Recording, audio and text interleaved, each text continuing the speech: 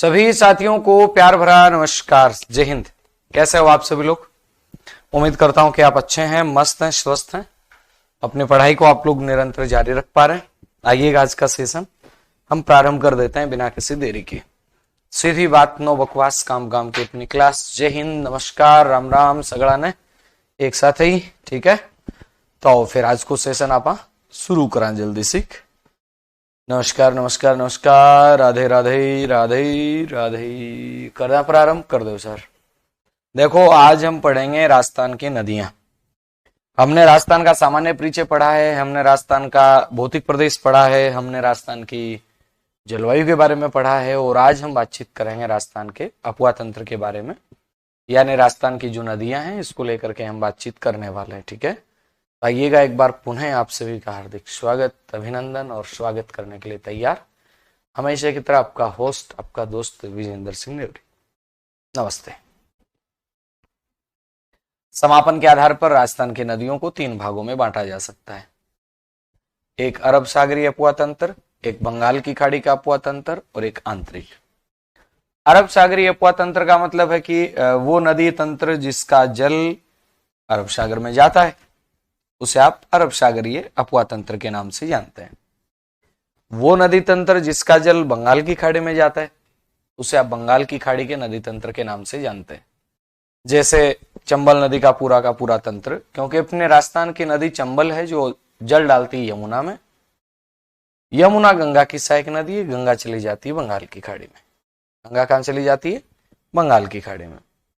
आंतरिक अफवाह तंत्र से तात्पर्य यह है कि वे नदियां जो अपना जल किसी सागर में या खाड़ी में नहीं डालती हैं, आंतरिक भाग में ही विलुप्त हो जाती है, उन्हें आप कहते हैं आंतरिक अफवाह तंत्र। ये 17% है, कई जगह 18 लिखा आता है, वो 23% है, कई जगह 22 देखते हैं, और बचा हुआ जो है वो आपका आंतरिक अफवाह तंत्र है। आंतरिक अफवाह तंत्र में जैसे घग्गर है, कांतली है, काकने है, साबी है, रूपारेल है, रूपनगढ़ है, मेंथा है, खारी है, खंडेल है। अरब सागर में लूनी है, माही है, सोम है, जाखम है, पश्चिम बनास, साबरमती है। बंगाल की खाड़ी के नदी तंत्र में चंबल नदी आई जाती है। राजस्थान की कोई भी नदी अपना जल सीधे बंगाल की खाड़ी में नहीं डालती है, यानी डायरेक्ट अगर आप देखें तो राजस्थान की कोई भी नदी अपना जल बंगाल की खाड़ी में नहीं डालती है, यमुना के माध्यम से अपना जल बंगाल की खाड़ी में पहुंचाती है। तो आप लिख सकते हैं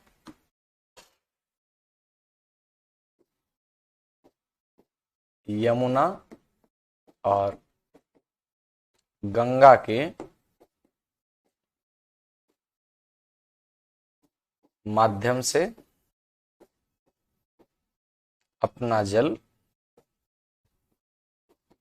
कहां डालते हैं?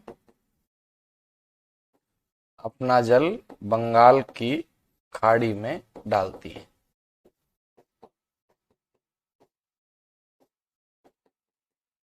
यानी आपने ये कहा कि यमुना और गंगा के माध्यम अपना जल बंगाल की खाड़ी में। सबसे पहले अपन चंबल नदी की बात कर लेते हैं।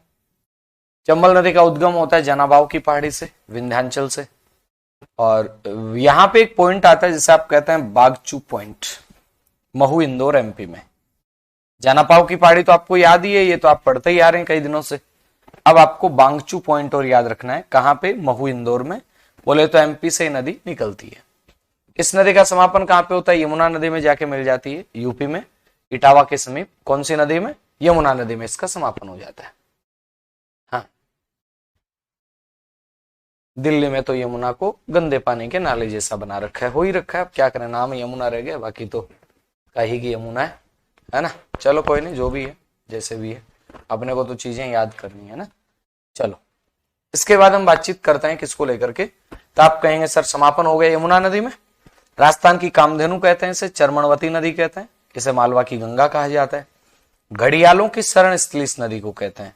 सदा वाहिनी, वर्ष भर पानी बहता रहता है, नित्य वाहिनी चलती रहती है, 12 मासी, 12 महीने बहने वाली नदी। वैसे तो प्रायद्वीप भारत की नदियां 12 मासी होती नहीं है, लेकिन अपने राजस्थान के संदर्भ में अपन, जैसे एक तो चंबल हो गया, एक माही हो गया, ये दोनों नदियां सदावाहिनी नदियां मानी जाती हैं, 12 मासी नदियां मानी जाती हैं। अगर दोनों में से एक पूछा जाए तो आप चंबल नदी को वरीयता देंगे। चंबल नदी 12 मासी नदी है। चंबल नदी कैसी है? तो आपका उत्तर आएगा 12 मासी नदी। चंबल नदी को क्या कह रहे हैं? राजस्थान की कामधेनु कह रहे हैं, चरमणवती नदी कह रहे हैं, मालवा की गंगा कह रहे हैं, घड़ियालों की शरण स्थली कह रहे हैं, सदावाहिनी, नित्यवाहिनी, बारहमासी। बात करें यमुना नदी, यमुना नदी का समापन यूपी में होता है, इटावा के समीप में। और यमुना जो नदी है, इस नदी को आप कह सकते हैं कि ये नदी गंगा में जाती है और गंगा नदी फिर बंगाल की खाड़ी में चली जाती है। अब मुद्दा बनता है कि चंबल नदी निकलती कहां से? आपने कहा सर मध्य प्रदेश से निकलती है और चौरासीगढ़ के पास से चितेरिया में राजस्थान में प्रवेश करती है। सामान्यतः अपन यही कहते हैं कि चंबल नदी का प्रवेश कहां पे? चौरासीगढ़ के अंदर। चंबल नदी का प्रवेश कहां पे आता है? चौरासीगढ़ में। अब मुद्दा यह बनता है कि सर राजस्थान में इसकी लंबाई कितनी है चंबल नदी की? चंबल नदी की लंबाई का आंकड़ा अगर राजस्थान हिंदी ग्रंथ अकादमी को देखते हैं तो 965 किलोमीटर है। बाकी अन्य स्रोतों में इसको 966 भी कहते हैं, कई जगह 1051 भी कहते हैं। तो ऐसा विवादित प्रश्न शायद ही पूछा जाए तो आप 965 किलोमीटर की ओर जा सकते हैं। हालांकि ऐसा कोई विवादित क्वेश्चन आएगा नहीं, निश्चित रहो आप नहीं आएगा। आता है तो फिर काफी सारे लोग ऑब्जेक्शन लगा देंगे। तो आप ये काम करें, 965 किलोमीटर सामान्यतः इस नदी की लंबाई याद करें। अन्य सोर्सेज में 966 और 1051 किलोमीटर है। मुद्दा बनता है सर चंबल नदी किन 3 राज्यों में बहती है? चंबल नदी कितने राज्यों में? तो आपका उत्तर आएगा 3 राज्यों में बह रही है। कौन कौन से 3 राज्य? मध्य प्रदेश है, राजस्थान और उत्तर प्रदेश है। चंबल नदी 3 राज्यों में बहती है, बिल्कुल 3 में बहती है। कौन कौन से 3 राज्य हैं? 3 राज्यों में मध्य प्रदेश है, राजस्थान और उत्तर प्रदेश। बोलो एक बार जरा कौन कौन है?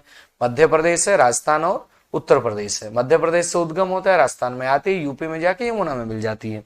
उद्गम के बाद में चंबल नदी मध्य प्रदेश में 315 किलोमीटर बहती है। जैसे उद्गम होता है जनापाव की पहाड़ी से, बोकचू पॉइंट से, उसके बाद में नदी 315 किलोमीटर बहती है एमपी में। उसके बाद में राजस्थान के चौरासीगढ़ में प्रवेश कर जाती है। राजस्थान में प्रवेश करने के बाद में अगर परफेक्ट देखा जाए तो राजस्थान में मात्र 135 किलोमीटर बहती है। आप कहोगे सर राजस्थान में तो खूब बहती है ना, 135 किलोमीटर बहती है, लेकिन उसके बाद ये राजस्थान और एमपी की सीमा बनाती है, बॉर्डर साझा करती है। यानी आप ये कह सकते हैं कि अंतरराज्यीय सीमा पर बहने वाली नदी है। राजस्थान के संदर्भ में वो कोई भी नदी ऐसी नहीं है जो सीमा के ऊपर बहती हो, बिल्कुल। ये एमपी और राजस्थान की प्राकृतिक रूप से क्या करती है? तो आपका उत्तर आएगा एमपी और राजस्थान की प्राकृतिक रूप से नदी सीमा बनाती है। बात करें सर ये कहां से कहां सीमा बनाती है? पालिया गांव सवाईमाधोपुर में आता है, वहां से लेकर के फिर सवाईमाधोपुर, करौली, धौलपुर तक, यानी लास्ट आप पिनाहट में धौलपुर आता है, वहां तक 241 किलोमीटर की सीमा बनाती है। राजस्थान और एमपी की सीमा पर बहने के बाद में यूपी में लगभग 275 किलोमीटर नदियां बहती हैं। अगर आप इसका एक डायग्राम देखना चाहें तो ये देखते हैं, चंबल नदी उद्गम होता है एमपी से, इसमें एक नदी मिलती है क्षिप्रा नदी, चंबल नदी में क्षिप्रा नदी मिलती है, फिर राजस्थान में प्रवेश कर जाती है चौरासीगढ़ में। राजस्थान में इस नदी का प्रवेश कहाँ होता है? तो आप क्या कहेंगे? राजस्थान में इस नदी का जो प्रवेश है वो आपका चौरासीगढ़ में होता है। राजस्थान में प्रवेश कहाँ हो रहा है इस नदी का? चौरासीगढ़ में। चौरासीगढ़ में जैसे ही नदी का प्रवेश होता है, बाद में ये जो नदी है, इस नदी को आप कहेंगे कि चूलिया में चूलिया जलप्रपात बनाती है। चूलिया जलप्रपात, झरना बनता है बड़ा सारा। आप ये कह सकते हैं कि राजस्थान का सबसे ऊंचा जलप्रपात चूलिया जलप्रपात को मान सकते हैं। हालांकि राजस्थान का नया ऊंचा जलप्रपात अभी खोजा गया है पास में ही हमारे पाली के अंदर, जिसे भीलबेरी कहते हैं। क्या कहते हैं? भीलबेरी। तो चौरासीगढ़ में नदी प्रवेश करती है, चूलिया जलप्रपात है। इसी दौरान इसमें एक नदी आके मिलती है, बामनी। चंबल और बामनी इसके संगम पे भैंसरोडगढ़ बना हुआ है, जिसे कहा जाता है राजस्थान का वेल्लोर। बाद में आगे जाते हैं तो एक नदी आके मिलती है जिसका नाम आता है मेज। मेज के बाद में बात करते हैं तो एक नदी इधर से एक और मिलने वाली, जिसे आप कहते हैं बनास। क्या कहते हैं? बनास कहते हैं। दक्षिण से मिलने वाली नदियों में आहू नदी, आहू नदी एमपी से निकलती है सुसनेर की पहाड़ी से, राजस्थान में नंदपुर में प्रवेश करती है। काली सिंध, ये भी एमपी से ही निकलती है। काली सिंध भी कहां से निकलती है? एमपी से निकलती है। काली सिंध एमपी से निकलती है बागली गांव देवास से, राजस्थान में प्रवेश करती है बिंदा गांव में। अब आहू और काली सिंध दोनों प्रवेश करने के बाद में आहू जो नदी है वो अपना जल किस में डाल देती है? काली सिंध में। यानी आप कहेंगे आहू नदी अपना जल किस में डाल देती है? आपका उत्तर आएगा आहू जो नदी है वो अपना जल डाल देती है किसमें? काली सिंध में। आहू नदी अपना जल किस में डाल देती है? तो आपका उत्तर आएगा सर आहू नदी जो है वो आपका काली सिंध में अपना जल डाल देती है। और काली सिंध में जल डाल देती है तो भाई साहब यहाँ पे क्या हो जाता है? आप कहेंगे एक संगम बन जाता है। यहाँ संगम बनता है आहू और काली सिंध का, और जहां संगम बना हुआ है वहां पे एक दुर्ग बना हुआ है। और इस दुर्ग को आप क्या कहते हैं? इस दुर्ग को आप कहते हैं गागरोन का किला, या फिर गागरोन का जल दुर्ग कहा जाता है। आहू और काली सिंध के संगम पे काली सिंध धीरे धीरे आगे बढ़ी तो इसमें परवन ने भी अपना जल डाल दिया। यानी आहू और परवन जो है ये काली सिंध की सहायक नदियां हैं, और मुख्य जो नदी इनमें है, मुख्य नदी जिसे आप कह सकते हैं वो कौन सी है? वो काली सिंध है। यानी आप कहें कि काली सिंध नदी है, ये कौन सी नदी है? काली सिंध। ये तो इसकी सहायक नदियां हैं, यानी आप परवन की बात कर लें, आहू की बात कर लें, ये काली सिंध की सहायक है। वैसे आप चंबल की सहायक नदियों में इन्हें गिन लेते हैं, आहू, काली सिंध, परवन। उसके बाद में वो जो आप नदी देख पा रहे हैं, ये वाली नदी कौन सी है? तो आपका उत्तर आएगा पार्वती नदी है। बोलो कौन सी नदी है? तो आप कहेंगे सर ये पार्वती नदी है। बोलिएगा कौन सी नदी? तो आपका उत्तर बनेगा इस नदी को आप कहते हैं पार्वती नदी। बोलो कौन सी नदी कहते हैं इसे? इसे आप कहते हैं पार्वती नदी के नाम से इसे आप जानते हैं। बोलो किस नदी के नाम से? पार्वती। और ये जो पूरी नदी आप देख पा रहे हैं चंबल नदी होगी। कौन सी नदी होगी? चंबल नदी। तो आहू होगी, काली सिंध होगी, परवन होगी, पार्वती। इन चारों ही नदियों का उद्गम कहां से हो रहा है? एमपी से। पार्वती काली सिंध में नहीं मिलती है, डायरेक्ट ही आपका चंबल में मिल जाती है। पार्वती नदी का उद्गम एमपी से होता है, सीहोर क्षेत्र से, राजस्थान में प्रवेश करती है करियाहट बारा में, और उसके बाद में परवन की बात करते हैं, मालवा के पठार से निकलती है, राजस्थान में खड़ीबोर में प्रवेश करती है। प्रवेश आपको कतई याद नहीं करना है, आपको तो इतना याद करना है कि हाँ ये चंबल के नदी तंत्र में, और ये किधर से मिलती है? तो आप कहोगे सर ये दक्षिण से मिलती है। दक्षिण से मिलने वाली कौन कौन है? आहू, काली सिंध, परवन, पार्वती। आहू, काली सिंध, परवन, पार्वती। आहू, काली सिंध, परवन और पार्वती। इधर उत्तर से मिलने वाली बामनी है, मेज, और एक और आती है बनास। बामनी, मेज और बनास, याद रहेगा इतना? ठीक है। अब आगे आप कहोगे सर चंबल नदी का अपवाह प्रतिरूप है। ये देख के ऐसा लगता है जैसे कोई वृक्ष की शाखाएं हैं, है ना, इसलिए आप कहेंगे सर इस नदी का अपवाह जो प्रतिरूप है वो वृक्षाकार है, या फिर आप कह सकते हैं पादपाकार। आप वृक्षाकार भी कह सकते हैं, आप पादपाकार भी कह सकते हैं। चंबल नदी का अपवाह प्रतिरूप जो है वो कैसा है? तो आपका उत्तर क्या बनेगा? वृक्षाकार या फिर पादपाकार। चंबल नदी का अपवाह प्रतिरूप कैसा है? आप क्या कहेंगे? चंबल नदी का जो अपवाह प्रतिरूप है वो वृक्षाकार है, या फिर जिसे आप पादपाकार कह सकते हैं। बनास नदी का अपवाह प्रतिरूप कैसा है? आप कहेंगे सर बनास नदी का अपवाह प्रतिरूप जो है वो आपका सर्पिलाकार है। बनास नदी का अपवाह प्रतिरूप कैसा? सर्पिलाकार। चंबल नदी राजस्थान के कितने जिलों में बहती है? आपका उत्तर बनेगा चंबल नदी राजस्थान के 6 जिलों में बहती है। बोलो चंबल नदी राजस्थान के कितने जिलों में बहती है? तो आपका उत्तर आएगा चंबल नदी राजस्थान के 6 जिलों में बहती है। कौन कौन से 6 जिले? चित्तौड़गढ़ में प्रवेश करती है, बाद में नदी कोटा में आती है, कोटा के बाद में बूंदी में आती है, बूंदी के बाद में पुणे कोटा में आती है, बाद में आपका सवाईमाधोपुर में, करौली में, धौलपुर में। वो कोटा को 2 बार ना काउंट करें आप। कोटा मतलब कोटा में आती, फिर बूंदी में जाती, फिर कोटा में आ जाते, तो कोटा को 2 बार काउंट नहीं करना है। आपको इतना याद रखना है कि ये नदी कितने जिलों में बहती है? आपका उत्तर बनेगा सीधा सा ये 6 जिलों में बहती है। यानी चंबल नदी राजस्थान के कितने जिलों में? आपका उत्तर बनेगा 6 जिलों में। चंबल नदी पर टोटल जो बांध बने हुए हैं 4 बांध बने हुए हैं। एक बांध कहां पे? एमपी में, और 3 बांध कहां पे? राजस्थान में। 3 बांध कहां पे? आप कहेंगे राजस्थान में। चंबल नदी की जो परियोजना है ना, आप कहें सर चंबल परियोजना, ये दोनों राज्यों का प्रोजेक्ट है ना, आप कह सकते हैं चंबल परियोजना। कौन सी परियोजना की बात कर रहे हैं? चंबल परियोजना। और चंबल परियोजना है ना, ये दोनों राज्यों का प्रोजेक्ट है, यानी एमपी का भी है और एमपी के साथ में आप करें सर राजस्थान का भी है। एमपी राजस्थान दोनों का ही 50-50 का प्रोजेक्ट है। एमपी और राजस्थान इन दोनों का ये 50-50 का प्रोजेक्ट है, याद रखिएगा। यानी चंबल नदी पे टोटल बांध कितने बने हुए हैं? आपका उत्तर आएगा चंबल नदी पे टोटल बांध बने हुए 4। बोलो कितने बांध बने हुए? 4 बांध बने हुए। चंबल नदी पे कितने? 4। 6 से चंबल, 6 से चंबल, 6 से 4 बांध है। 6 से चौरासीगढ़ में प्रवेश करती है, 6 से चित्तौड़गढ़ में प्रवेश करती है, 6 से चूलिया जलप्रपात बनाती है। हाँ, चंबल नदी को लेके बात याद रखनी है। तो चंबल है, चंबल के ऊपर 4 बांध है। चंबल के ऊपर कितने बांध? आपका उत्तर बनेगा 4 बांध है। कौन कौन से 4 बांध है सर? आप कहें सर गांधी सागर बांध एमपी के अंदर बना हुआ है, मंदसौर में। गांधी सागर बांध बोलिएगा कहां पे? एमपी मंदसौर में। गांधी सागर बांध कहां पे? एमपी मंदसौर में। राणा प्रताप सागर बांध की बात करते हैं, आप कहेंगे चित्तौड़गढ़ में, बोले तो राजस्थान में। राणा प्रताप सागर बांध कहां पे? चित्तौड़गढ़ राजस्थान में, बोले तो रावतभाटा में। राणा प्रताप सागर बांध चित्तौड़गढ़ राजस्थान, रावतभाटा। ज्वार सागर बांध की बात करते हैं कोटा राजस्थान में, बोरावास में। और कोटा बेराज की बांध की बात करते हैं कोटा के अंदर। ये बेराज, बेराज का मतलब होता है बिना किसी राज का। ऐसा नहीं सर, ऐसे नहीं कहते हैं। बेराज का मतलब ये नहीं होता है। बेराज का मतलब होता है सर वो बांध जिसके ऊपर बिजली नहीं बनाई जा रही हो, जो केवल सिंचाई के उद्देश्यों के लिए बनाया जाता है। बेराज, बेराज का मतलब वो बांध जिस पर बिजली नहीं बनाई जा रही है। तो फिर क्या बनाया जा रहा है? वो बांध जिस पर बिजली नहीं बनाई जा रही, केवल और केवल आप कह सकते हैं सिंचाई के उद्देश्यों से बनाया गया। केवल और केवल किसके लिए बनाया गया? तो आपका उत्तर आ रहा है केवल और केवल सिंचाई के उद्देश्यों से बनाया गया जो बांध है, इसे आप किस नाम से जानते हैं? इसे आप बेराज के नाम से जानते हैं। कौन सा बेराज कहते हैं? तो आप कहेंगे सर जहां पे बिजली नहीं बनती है, ओनली सिंचाई के लिए। अब देखो 3 बांध हो गए, एक बांध कौन सा है, तो आप कह रहे हैं सर एक बांध तो हो गया गांधी सागर। गांधी सागर जो बांध है यहाँ पे 23 मेगावाट की 5 इकाई है, 115 मेगावाट बनता है। राणा प्रताप सागर बांध में 43 मेगावाट की 4 इकाई है, 172 मेगावाट बनता है। और जो आपका गांधी सागर ज्वार सागर बांध है वहां 33 मेगावाट की 3 इकाई है, 3 इकाई है, तो आप कहेंगे वहां आपका 99 मेगावाट। टोटल कितना मेगावाट हो गया सर, तो आप कहेंगे टोटल 386 मेगावाट होता है।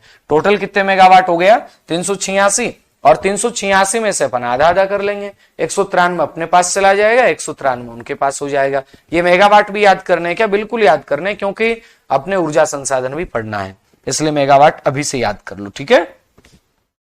चंबल नदी पर निर्मित परियोजना, चंबल परियोजना राजस्थान और एमपी का परियोजना है। और याद रखिएगा कुल विद्युत कितनी बनती है यहाँ पे, तो आपने कहा सर कुल विद्युत जो बनती है वो 386 मेगावाट बनती है। टोटल विद्युत कितनी बनती है, 386 मेगावाट। और आपसे ये पूछा जाए कि एमपी को कितनी प्राप्त होती है, फिर एमपी को होती है 193 मेगावाट, एमपी को 193 मेगावाट। और राजस्थान की बात कर रहे हैं आप, राजस्थान को भी कितनी, तो आप कहेंगे 193 मेगावाट। 193 कितना हो गया, तो आप कहेंगे सर 386 मेगावाट हो गया। ओके, चंबल नदी की बात हो रही है। चंबल नदी पर चित्तौड़गढ़ के भैंसरोडगढ़ के पास में चूलिया जलप्रपात बना हुआ है। कितने मीटर ऊंचा है सर, 18 मीटर ऊंचा है। राजस्थान का सबसे ऊंचा जलप्रपात है। चंबल नदी घड़ियालों के लिए जानी जाती है, अवनलिका अपर्दन के लिए जानी जाती है। विशेष चीज याद रखिएगा, चंबल नदी किस काम के लिए जानी जाती है, तो आपका उत्तर क्या बनेगा, चंबल नदी जानी जाती है सर अवनलिका अपर्दन के लिए। बोलो किसके लिए जानी जाती है चंबल नदी, अवनलिका अपर्दन के लिए चंबल नदी जानी जाती है। अवनलिका अपर्दन जब होता है तो आप ये भी कह सकते हैं सर इससे क्या बनता है, इससे बीहड़ बन जाता है। अवनलिका अपर्दन से क्या, बीहड़ आकृति बन जाती है।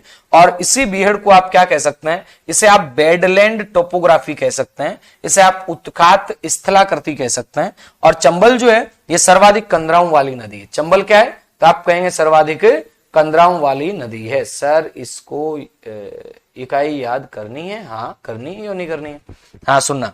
अवनलिका अपर्दन से उत्खात स्थलाकृति का निर्माण करती है, और इस उत्खात स्थलाकृति को आप क्या कहते हैं, बीहड़ के नाम से जानते हैं। सर्वाधिक कंदराओं वाली नदी है। कंदरा बोले तो घाटियां, है ना।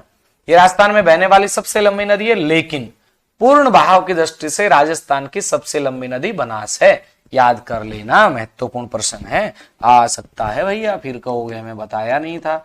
ये लो हम तो बता ही दे रहे हैं आपको, राजस्थान में बहने वाली सबसे लंबी नदी कौन सी है, चंबल है। लेकिन अगर पूर्ण भाव की दृष्टि से देखा जाएगा तो राजस्थान की सबसे लंबी नदी कौन सी है, आप कहेंगे बनास। सबसे लंबी नदी कौन सी राजस्थान की, बनास। राजस्थान में सर्वाधिक सतही जल और जल की उपलब्धता वाली नदी चंबल है। राजस्थान में प्रवेश करने से पहले चंबल नदी की घाटी चौड़ी रहती है, और बाद में संकरी होती हुई बूंदी के केशोराय पाटन में यह संकरा गार्ज बनाती है। राजस्थान में प्रवेश करने से पहले चंबल नदी की घाटी क्या रहती है, चौड़ी रहती है, और बाद में संकरी होती हुई बूंदी के केशोराय पाटन के पास यह क्या करती है, संकरा गार्ज बनाती है। कोटा में चंबल नदी पर राजस्थान का पहला हैंगिंग ब्रिज है।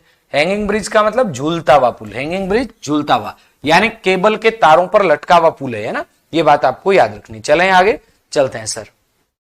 पूर्ण बहाव का मतलब ये है भैया पूरी राजस्थान में नहीं बहती ना, पूरी राजस्थान में तो बनास नदी बहती है, जिसका उद्गम भी राजस्थान में होता है और जिसका समापन भी राजस्थान में होता है। अब इसका उद्गम तो एमपी में हो रहा है, राजस्थान में बह रही है, समापन यूपी में हो रहा है, वो एक अलग मुद्दा है। राजस्थान से टच होके राजस्थान के अंदर से गुजरने वाली जितनी नदियां हैं उनमें सबसे लंबी नदी है, यानी राजस्थान से संबंधित नदियों में और कोई नदी की लंबाई इतनी नहीं है जितनी चंबल की है। लेकिन चंबल नदी पूरी राजस्थान में नहीं बहती है।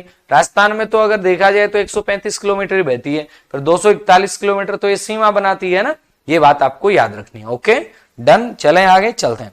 राजस्थान का दूसरा हैंगिंग ब्रिज माही नदी पर प्रस्तावित है। केंद्र सरकार के नमामि गंगे प्रोजेक्ट के तीसरे चरण में चंबल नदी को भी शामिल कर लिया गया है। चंबल की सहायक नदियां कौन सी हैं, आपने कहा बामनी है, मेज है, ईज है, बनास है।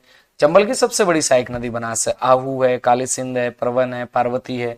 काली सिंध की बात करते हैं, दक्षिण से मिलने वाली सबसे बड़ी सहायक नदी है। गुंजाली, कुराल, आलनिया, सीप, चाकण, कुन्नू, छोटी काली सिंध, ये तमाम किसकी सहायक नदी है, चंबल की।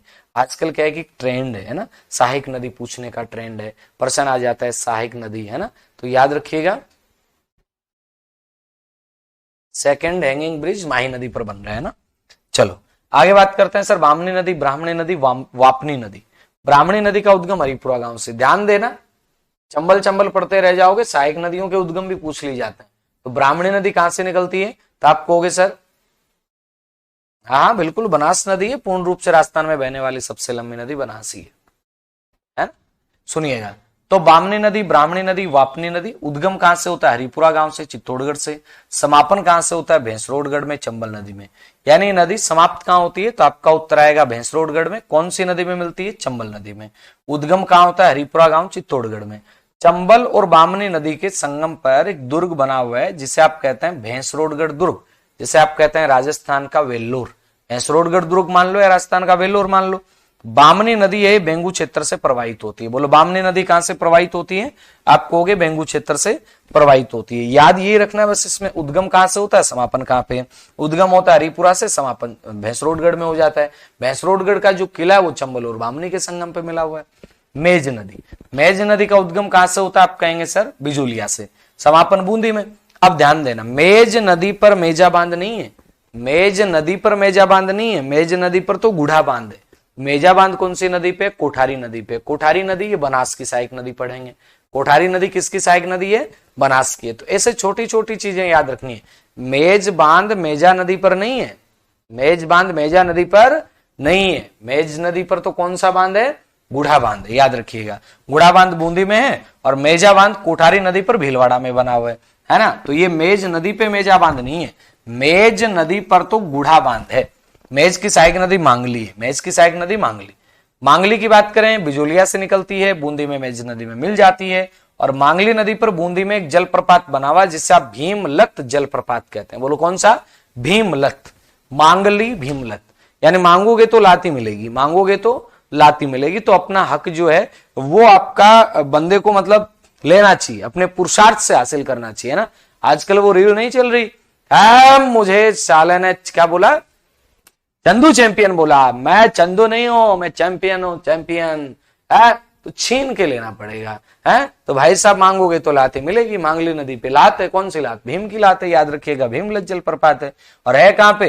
ध्यान देना, मांगली की सहायक नदी घोड़ा पछाड़ पर बूंदी में गरदड़ा परियोजना है। मांगोगे तो गुदड़े भी नहीं मिलते, मांगोगे तो गुदड़े भी नहीं मिलते। भाई साहब क्या बात कर रहे हो आप? गरदड़ा मांगली पे। इज नदी भैंसरोडगढ़ से निकल करके और डाबी वन में चंबल नदी में मिल जाती है। बनास तो चंबल की सबसे बड़ी सहायक नदी, विस्तार से इसका अलग अध्ययन करेंगे हम। आहू नदी एमपी से निकल के आती है, डायग्राम में देखा था हमने, वही चीज है सेम। आहू एमपी से निकली, राजस्थान के नंदपुर झालावाड़ में प्रवेश किया, गागरोन में कालीसिंध से मिली। कालीसिंध आहू के संगम पर गागरोन का किला बना हुआ है। यानी कालीसिंध और आहू नदी के संगम पर क्या बना हुआ है? आपका उत्तर आएगा गागरोन का दुर्ग बना हुआ है। कौन सी नदियों के संगम पर? कालीसिंध और आहू नदी के संगम पर क्या बना हुआ है? कालीसिंध और आहू नदी के संगम पर गागरोन का किला बना हुआ है। Okay okay. आहू की सहायक नदी कौन सी है? पीपलाज। आहू की सहायक नदी बोलो कौन सी है?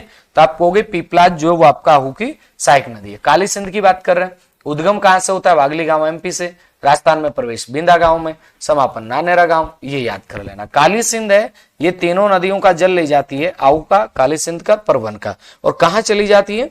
ये आपका नानेरा गांव में चंबल नदी में मिल जाती है। अब आप फिर कहोगे चंबल में दाहिने किनारे या दक्षिणी किनारे से मिलने वाली सबसे बड़ी नदी कौन सी है? तो आप कहोगे कालीसिंध है। कालीसिंध की सहायक नदियां कौन सी है? तो आहू है, एक परवन है, एक और आती चंद्रभागा। आहू परवन चंद्रभागा, आहू परवन चंद्रभागा, याद रखेंगे। तो आहू, आहू के बाद में चंद्रभागा, आहू, आहू के बाद में परवन, परवन के बाद में चंद्रभागा। ये बात आपको याद रखनी है। आहू परवन चंद्रभागा, बोलो कौन कौन सी है? आहू है, आहू के बाद में परवन है, परवन के बाद में चंद्रभागा। आहू, परवन और चंद्रभागा, याद रहेगा? बिल्कुल रहेगा सर, क्यों नहीं रहेगा? परवन, परवन नदी का उद्गम अगर आपसे पूछा जाए, आप कहोगे मालवा के पठार से। परवन नदी का उद्गम अगर आपसे पूछा जाता है, आप कहोगे सर मालवा के पठार से। मालवा का पठार है कहां पे? एमपी में। बोलो मालवा का पठार कहां पे? एमपी में। याद रखिएगा, ये नदी परवन जो है, परवन, ये दो धाराओं से मिलकर बनती है, एक तो अजनार और एक घोड़ा पछाड़। एक घोड़ा पछाड़ वो राजस्थान में वो अलग है ना, ध्यान देना। मांगली की सहायक नदी घोड़ा पछाड़ अलग है, ये घोड़ा पछाड़ अलग है। ये नदी अजनार और घोड़ा पछाड़ नामक दो धाराओं के मिलने से बनती है। परवन, परवन, परवन। राजस्थान में खड़ीबोर में प्रवेश कोई जरूरी नहीं है, समापन रामगढ़ के पास कालीसिंध में होता है। सहायक नदियां याद कर लेना। परवन की सहायक नदियां कौन सी हैं? आप कहोगे सर परवन की सहायक नदियों में निवाज है, धार है, छापी, कालीखो। निवाज, धार, छापी, कालिखो। निवाज है, धार है, छापी है, कालिखो। एक निवाज, एक धार, एक छापी, एक कालिखो। निवाज, धार, छापी, कालिखो। बोलो कौन कौन सी है? निवाज है, धार है, छापी है, कालिखो। निवाज, धार, छापी, कालिखो। परवन और कालिखो के संगम पर मनोहर थाना दुर्ग है जो झालावाड़ में बना हुआ है। मनोहर थाना दुर्ग नॉर्मल चीज याद रखनी है। पार्वती एमपी से निकलती है, राजस्थान में प्रवेश करती है, पाली गांव में चंबल नदी में मिल जाती है। राजस्थान और एमपी की 2 बार सीमा बनाती है। इसकी सहायक नदियां ज्यादा है तो याद करो, क्योंकि सहायक नदियों वाले प्रश्न पूछने का आजकल थोड़ा सा ट्रेंड बना है तो फिर याद करनी पड़ेंगे। देखो कोई उपाय नहीं है। रेतीली, अंधेरी, पार्वती में देखो रेतीली है, अंधेरी है, अहेली है, लासी है, बिलास है। देखो लासी गिलास में पी जाए तो गिलास है। फिर बरनी जानो के वे है, बरनी कौन बोलेगा तारा? केतली, बरनी, डोलो है। तो देखो लासी है, बिलास है, बरनी है, बैंथली है तो याद रखो बैठ के पीनी है, लासी ने बैठ के पीनी है। डूबराल, डूबणों को नहीं है, कुल लासी पीनी है। ये सब पार्वती की। पार्वती की सहायक नदियां कौन सी हैं? तो आप कहोगे सर अंधेरी में रेता आता है। हाँ तो याद रखो पार्वती की सहायक नदियां कौन सी है। देखो पार्वती की सहायक नदियों में याद रखना है, पहली बात तो यह है कि पार्वती की सहायक नदियों में आपको लासी पीनी है। पार्वती जाओगे तो आपको क्या करना है? लासी पीनी है, और लासी अंधेरे में पीनी है। लासी कब पीनी है? अंधेरे में पीनी है, अकेले अकेले में पीनी है। लासी अंधेरे में अकेले अकेले में पीनी है। गिलास में गाल के पीनी है, बरनी में गाल के पीनी है, बैठ के पीनी है, और डूबणों को नहीं है, कुल लासी पीनी है। ठीक है, तो याद रखोगा है ना। अच्छा बरनी में अचार डालोगे, कोई बात को नहीं है, याद रहे। ठीक है, तो याद रखो अंधेरो है, लासी है, एली है, बिलास है, बरनी है, बेंथड़ी है। देखो परवन की सहायक नदियां कौन सी? परवन में परवन नदी पे छापू गिरना है, छापी, धार, निवाज, कालीखो। छापी, धार, निवाज, कालीखो। इसके बाद में बात करते हैं सर बनास नदी, जिसे आप वर्णासा कहते हैं, वन की आशा है। वशिष्ठी नदी है, वर्णासा है, वन की आशा है, वशिष्ठी नदी कह रहे हैं जिसे आप। इसका उद्गम खमनोर की पहाड़ी तो आप पढ़ते ही आ रहे थे। अभी अधीनस्थ चयन बोर्ड ने क्या किया? खमनोर की पहाड़ी नहीं देंगे और ये पूछ लिया इसका उद्गम कहां से होता है। ऑप्शन में खमनोर की पहाड़ी नहीं था, ऑप्शन में था वेरों का मठ। हाँ तो यहाँ खमनोर की जो पहाड़ी है जहां से नदी निकलती है उस स्थान का नाम है भैरों का मठ या वेरों का मठ। क्या नाम है उसका? भैरों का मठ या वेरों का मठ नाम है। ठीक है, उसके बाद में सर इसका समापन कहां होता है? रामेश्वरम, सवाईमाधोपुर में। कौन सी नदी में मिल जाती है? चंबल नदी में। लंबाई कितनी है? 480 किलोमीटर है, याद करना। लंबाई कितनी इसकी? तो आपको होगी 480। इसके भी आपको अलग जगह अलग अलग लंबाई मिल सकती है, मैं रिकॉर्डिंग 480 याद करोगे। बनास नदी पूर्ण रूप से राजस्थान में बहने वाली सबसे लंबी नदी है। यानी आप कहेंगे कि पूर्ण रूप से राजस्थान में बहने वाली सबसे लंबी जो नदी है वो आपकी कौन सी है? बनास। पूर्ण रूप से राजस्थान में बहने वाली सबसे लंबी नदी कौन सी है? आपका उत्तर आएगा पूर्ण रूप से राजस्थान में बहने वाली सबसे लंबी नदी बनास है। इसका उद्गम भी और समापन भी दोनों ही कहां से होते हैं? राजस्थान से होते हैं। यानी आपको बनास नदी का उद्गम भी, बनास नदी का समापन भी कहां से होता है? राजस्थान से। बनास को क्या कहते हैं? वर्णासा कहते हैं। बनास को वन की आशा कहते हैं। बनास को वशिष्ठी कहते हैं। बनास का उद्गम खमनोर की पहाड़ी से होता है जिसे वेरों का मठ कहा जाता है राजसमंद से। समापन इसका रामेश्वरम में होता है, सवाईमाधोपुर में। लंबाई 480। अब आपको हो गए सर बनास का प्रवाह कितने जिलों में? 6 जिलों में बनास भी। बनास कितने जिलों में बहती है? तो आपका उत्तर आएगा सर बनास जो है वो भी 6 जिलों के अंदर ही बहती है ना। बनास कितने जिलों में? 6 जिलों के अंदर बनास नदी बहती है। कौन कौन से 6 जिले तो आपने देख ली कौन कौन से।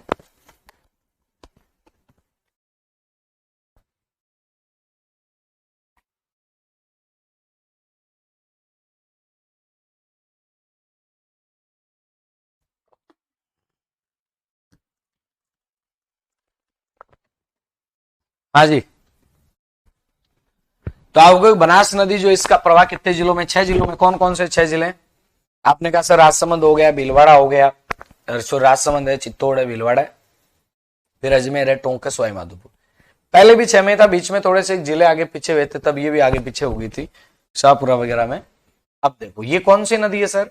ये जो आप नदी देख पा रहे हैं ये नदी है सर बनास। समझ ही नहीं आ रहा कुछ? देखो मैं समझाऊंगा तब समझ में आएगी। ऐसे नहीं आएगी ना, ऐसे समझ में आ जाएगी तो फिर सभी समझ लेंगे, हमें कौन पूछेगा बताओ, मैं बताओ, बात नहीं गई, काम की बात है ना। ये जो है ये बनास है, ये कौन सी नदी है, बनास।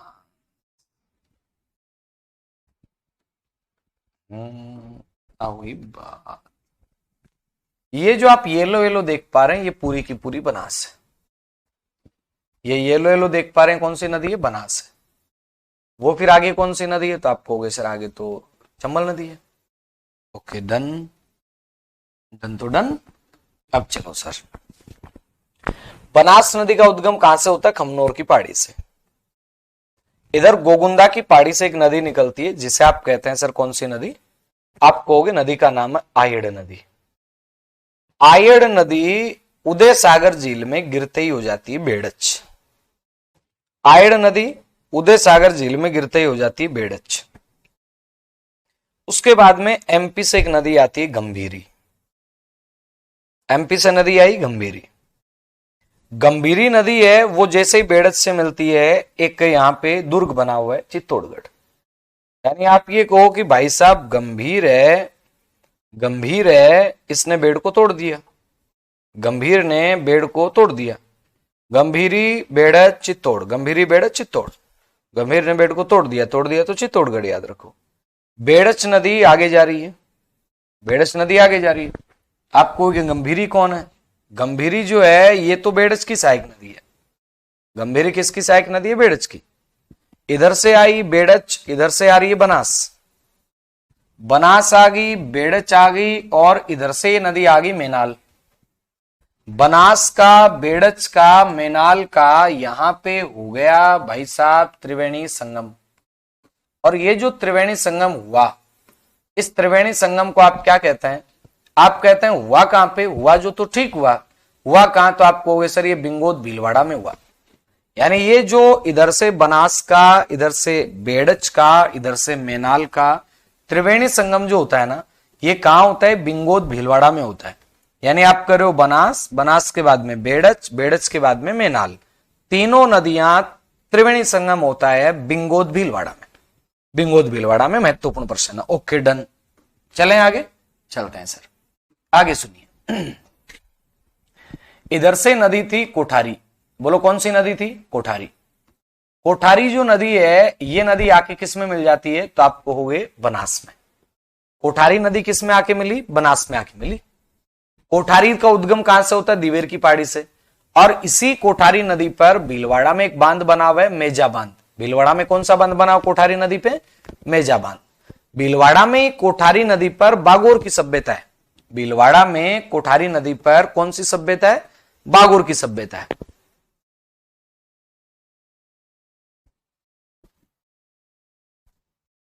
बहुत बढ़िया, बहुत बढ़िया, बहुत बढ़िया, क्या बात है नीलमधर जी, पढ़ो फिर अच्छे ढंग से, है ना, याद भी तो करना है, बस यही तो बात है। चलो मैं क्या करूं, कोठारी नदी, कोठारी का उद्गम कहां से हुआ, दिवेर की पहाड़ी से। अभी मैं बात कर रहा था मेज नदी पर मेजा बांध नहीं है, गुढ़ा बांध है बांध। मेज नदी पर तो मेजा बांध नहीं है, गुढ़ा बांध है। कोठारी नदी पर मेजा बांध है भीलवाड़ा में।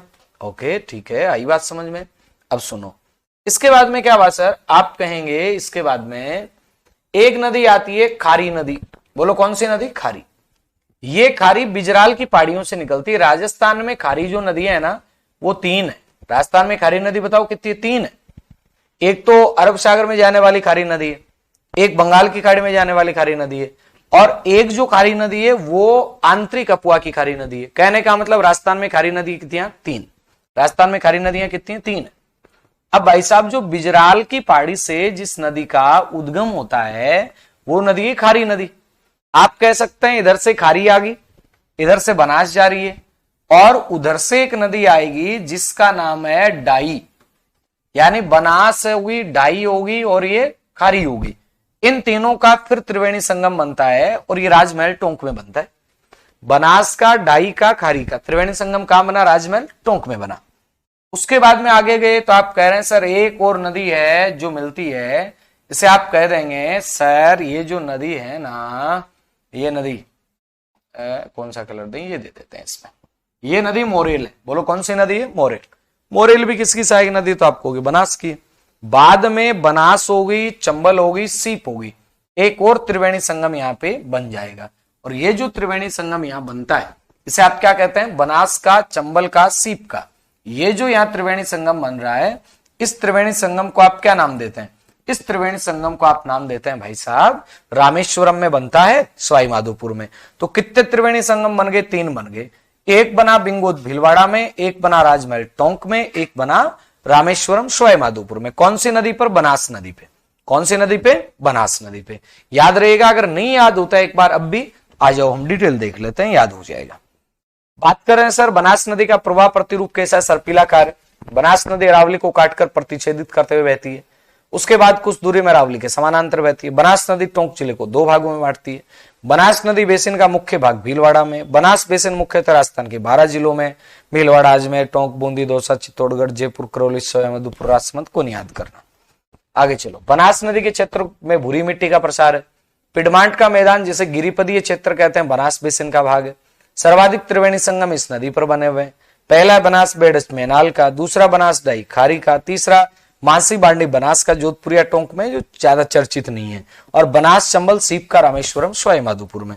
आगे बात करते हैं तो बनास की सहायक नदियों में बेडच और मैनाल है, ये दाहिनी तरफ से मिलती हैं, और बाकी सारी नदियां सहोदर, मानसी, कोठारी, ढूंढ, खारी, डाई, मोरेल, ढील, सहोदर, ये सब बाई तरफ से मिलने वाली सहायक नदियां। सहोदर भी है, मानसी भी है, कोठारी भी है, ढूंढ भी है, खारी भी है, डाई है, मोरेल है, ढील है, ये सारी बाईं तरफ से मिलने वाली सहायक नदियां। बनास नदी पर टोंक जिले में एक बांध बना हुआ है जिसे आप बिशलपुर बांध कहते हैं, जो राजस्थान की सबसे बड़ी पेयजल परियोजना है। अन्य अगर बांधों की बात करते हैं, हाँ संगम वाला आ जाता कई बार, है ना। बात करते हैं तो बात करेंगे बनास नदी पर अन्य बांध कौन से हैं। बाघेरी का नाका राजसमंद में है, नंदसमंद राजसमंद में है, मात्रकुंडिया, मेवाड़ का हरिद्वार, चित्तौड़गढ़ में है, ईसरदा बांध आपका सवाई माधोपुर में बना हुआ है। अब आ जाओ बेड़च नदी। बनास नदी का प्रवाह प्रतिरूप जो है वो आपका सर्पिलाकार है। आया था क्या कहीं ना कहीं, या नहीं आया, भूल गया मैं लिखना, लिखा हुआ सर्पिलाकार, है ना। चलो आगे बात है सर बेड़च। बेड़च नदी का प्रारंभिक नाम क्या है, आयड नदी। यानी बेड़च नदी को आप क्या कहते हैं, आयड नदी के नाम से जानते हैं। उदय सागर झील में गिरने के बाद में आयड नदी का नाम बेड़च हो जाता है। उद्गम कहां से होता है, गोगुंदा की पहाड़ी उदयपुर से होता है। समापन कहां पे होता है, बिंगोद भीलवाड़ा में होता है। सहायक नदियां इसकी गंभीरी है, वाजन है, गुजरी है। गंभीरी आती है एमपी से निकल के, बांध घोसुंडा बांध चित्तौड़गढ़ में, सभ्यता आहड़ सभ्यता या बनास संस्कृति जो हम पढ़ के आए हैं पहले से, ठीक है। आगे देखिए, गंभीरी व बेड़च के संगम पर कौन सा दुर्ग बना हुआ है, तो आप कहेंगे हाँ, गंभीरी और बेड़च के संगम पर चित्तौड़गढ़ दुर्ग बना हुआ है। बात करते हैं सर गंभीरी, उद्गम एमपी से होता है, राजस्थान में निम्बाहेड़ा में प्रवेश करती है, समापन चित्तौड़गढ़ में बेड़च नदी में। उसके बाद में हमने पढ़ा तो आप कह रहे हैं बनास की सहायक नदियों में आयड और बेड़च है, गंभीरी है, पढ़ चुके अपन। मैनाल, उद्गम कहां से होता है मैनाल का, बिजोलिया भीलवाड़ा से, समापन बिंगोद भीलवाड़ा में, बनास नदी में। मैनाल जलप्रपात भीलवाड़ा में बना हुआ है। कोठारी दिवेर की पहाड़ी से निकलती है, नंदराय में बनास नदी में मिल जाती है, 145 किलोमीटर लंबी है। प्रवाहित का राजसमंद और भीलवाड़ा में। बांध कौन सा, मेजा बांध है, कहां पे, भीलवाड़ा में। सभ्यता की बात करें, बागोर सभ्यता है, कहां पे बागोर सभ्यता, भीलवाड़ा में। यहां ग्रीन माउंट पार्क भी बना हुआ है। यहां पे कौन सा पार्क बना हुआ है, ग्रीन माउंट पार्क भी बना हुआ है। खारी नदी की बात कर रहे हैं, राजस्थान में 3 खारी नदी है जिनकी पहचान उद्गम स्थान से की जा सकती है ना। ऐसे आप खारी नदी की बात नहीं कर सकते। खारी नदी ये किसका है, खारी नदी तीनों का ही है ना, समझ गए। आगे चलो, राठौड़ बिराज के वीरो भाई, मैं तो पढ़ियो को नहीं, राठौड़ बिराज होगो कटे कोई नदी पर, हो सकता है, मैंने नहीं पढ़ा है ना। आगे चलो, छोटा मोटा गणाई बिराज बन रहे। आगे देखो, बिजराल की पहाड़ी राजसमंद, प्रवाह कहां पे होता है, राजसमंद, भीलवाड़ा, ब्यावर, अजमेर, टोंक में। बांध कौन सा बना हुआ, नारायण सागर बांध कहां पे, ब्यावर में। समापन कहां पे, राजमहल टोंक में, बनास नदी में। विजयनगर ब्यावर का इसी नदी के किनारे, कौन सी नदी, खारी। डाई नदी अरावली की पहाड़ियों से निकलती है, अजमेर टोंक में बहती है, राजमहल में मिल जाती है, बात याद रखनी। बांध कौन सा, लसाड़िया बांध, कहां पे, केकड़ी में। मोरेल नदी चैनपुरा की पहाड़ियों से निकलती है और सवाई माधोपुर में बनास नदी में मिल जाती है। मोरेल बांध कहां पे, सवाई माधोपुर में, याद रखिएगा। गंभीर नदी, गंभीर नदी जिसकी सहायक नदियां अटा, भेसावटा, बरखेड़ा, माची और भद्रावती, ये 5 नदियां हैं। इसीलिए आप ये कह सकते हैं इस नदी पर पांचना बांध बना हुआ है। नदी कितनी, 5, तो आप कहोगे पांचना बांध।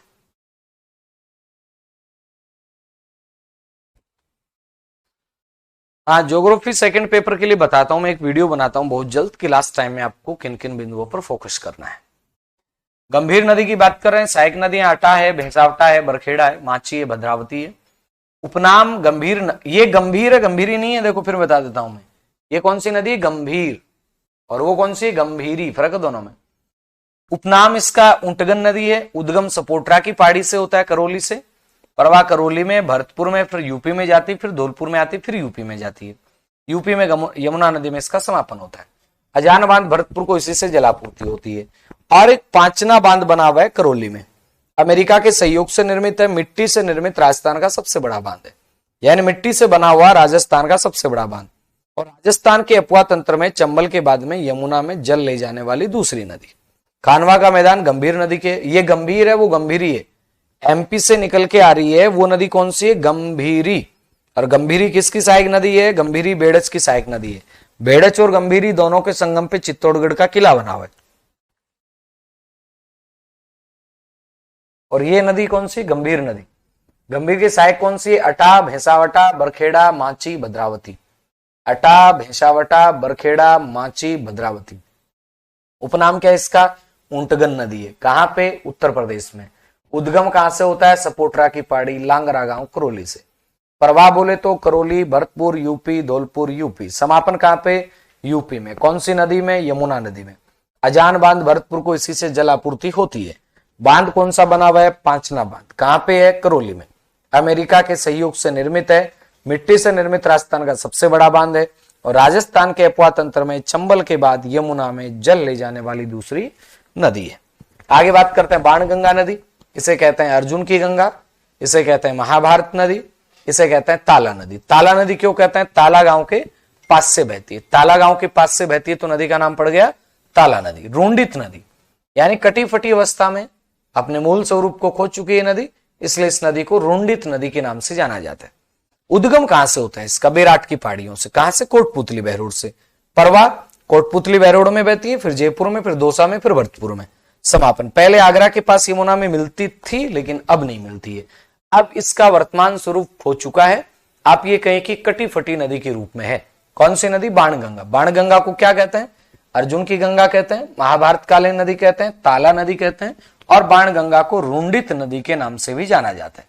उद्गम कहां से होता है? बेराट की पहाड़ी से, कोटपुतली बहरोड में। परवा कहां होता है? कोटपुतली बहरोड में, जयपुर में, दौसा में, भरतपुर में। समापन पहले आगरा के पास में यमुना में मिलती थी, लेकिन अब नहीं मिलती। बांध कौन सा बना हुआ है? जमुआ रामगढ़ बना हुआ है, और माधोसागर बांध बना हुआ है दौसा में। अजान बांध को इससे भी जलापूर्ति होती है। लंबाई 380 किलोमीटर है, राजस्थान में 240 है। और वर्तमान में यह नदी कहां विलुप्त हो जाती है? तो आप कहोगे भरतपुर में विलुप्त हो जाती है। इसकी सहायक नदियां कौन सी हैं? गुमटी नाला, सूरा, सावन, पलासन, अखारी, सरसा। कोई ज्यादा सीख महत्वपूर्ण है नहीं। अरब सागर का जो अफवाह तंत्र है, इसकी बात हम करेंगे कल, क्योंकि आज नहीं हो पाएगी। आज समय है वो इजाजत नहीं दे रहा है। अरब सागर के अफवाह तंत्र की बात जो है वो अपन कल कर लेंगे, ठीक है। अरब सागरीय अफवाह तंत्र, इसको लेकर के हम कल बात करेंगे। आज के लिए इतना काफी है। तब तक के लिए जय हिंद, जय भारत, ऑल द बेस्ट। पढ़ते रहें, बढ़ते रहें, हैं? हाँ,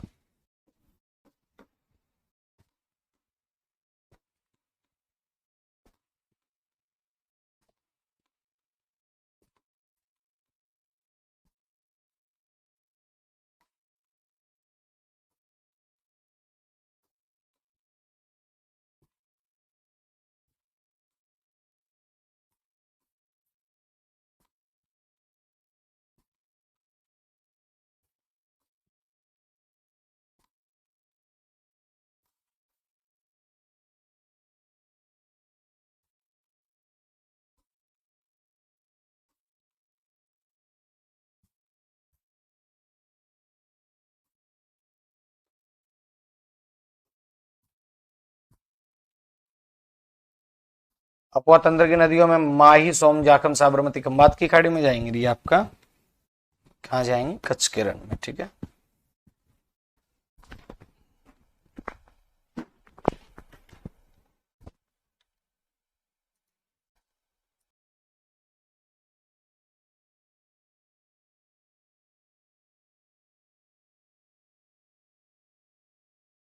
सभी साथियों को प्यार भरा नमस्कार, जय हिंद। कैसे हो आप सभी लोग? उम्मीद करता हूं कि आप अच्छे हैं, मस्त हैं, स्वस्थ हैं, अपने पढ़ाई को निरंतर आप लोग जारी रख पा रहे हैं। आइएगा, आज का सेशन हम प्रारंभ करते हैं बिना किसी देरी के। सीधी बात, नो बकवास, काम काम की क्लास, ये अपनी थीम रहती है। एक बार आप बता देना कि मेरी वॉइस प्रॉपर आ रही है ना आपके पास में।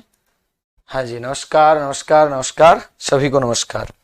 हाँ जी, तो देखो नदी पढ़ रहे थे हम कल, है ना। और नदी पढ़ते पढ़ते हमने कहां तक पहुंच गए थे? हम लोग बात कर रहे थे चंबल नदी वगैरह की बातें हमने कर ली थी, ठीक है। और चंबल की बातें कर ली थी तो उसके आगे हम चलेंगे। हमने देखा कि चंबल का उद्गम जाना पाव की पहाड़ी से होता है, 84 में प्रवेश करती है, 3 राज्यों में बहती है, लास्ट में आपका कहा गंगा में, सॉरी यमुना में चली जाती है। 4 बांध बने हुए हैं, 4 बांध के ऊपर अपने प्रोजेक्ट है दोनों राज्यों का, एमपी और राजस्थान का, 50-50 दोनों की है। फिर हमने सहायक नदियां पढ़ी, फिर हमने सहायक नदियों में देखा है कि एक नदी के बारे में, कौन सी नदी के बारे में क्या बात बनती है। हमने देखा जैसे आपका काली सिंध है, ये इसकी दक्षिण से मिलने वाली सबसे बड़ी सहायक नदी है। फिर सबसे बड़ी सहायक नदी दक्षिण से मिलने वाली काली सिंध है, लेकिन ऑल ओवर देखा जाए तो सबसे बड़ी सहायक नदी इसकी बनास है।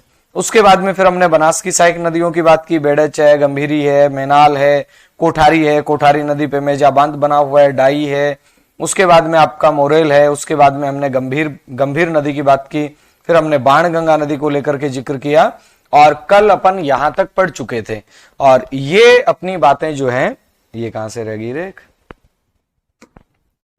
हाँ, यहां तक हम पढ़ चुके थे अरब सागर के अपवा तंत्र की नदियां, ये अपने को देखना था। नमस्कार।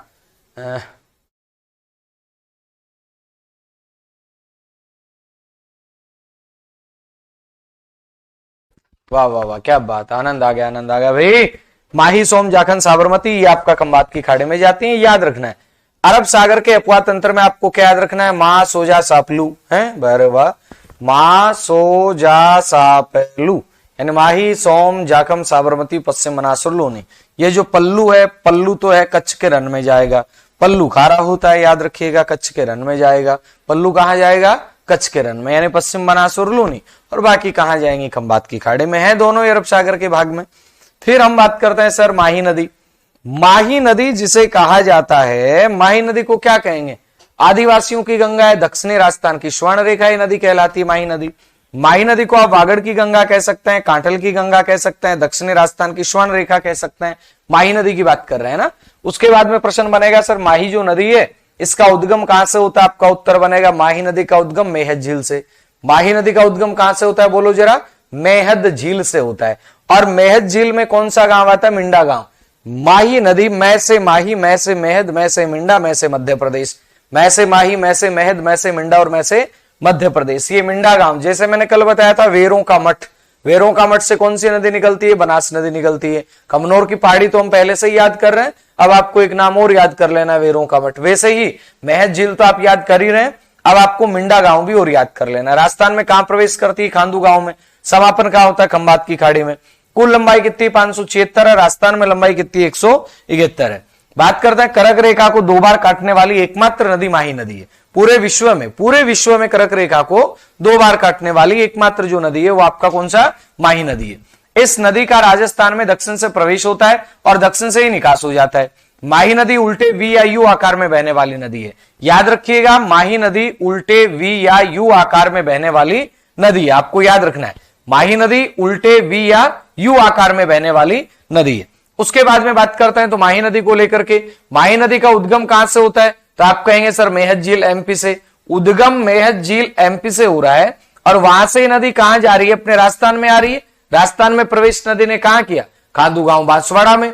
खांडू गांव बांसवाड़ा में नदी ने प्रवेश किया और प्रवेश करने के बाद में आप कहेंगे कर्क रेखा को काटती है। कर्क रेखा को काटते हुए इधर से आपका बांसवाड़ा में प्रवेश किया, बांसवाड़ा, और उसके बाद में इधर से आपका प्रतापगढ़ का कुछ क्षेत्र आ जाता है सीमावर्ती। वहां से आते आते अब ये डूंगरपुर के अंदर आ जाएगी और डूंगरपुर में आकर के पुनः क्या करेगी? पुनः कर्क रेखा को काटेगी। कर्क रेखा को काटेगी तो आप कहेंगे कर्क रेखा को 2 बार काट दिया इसने।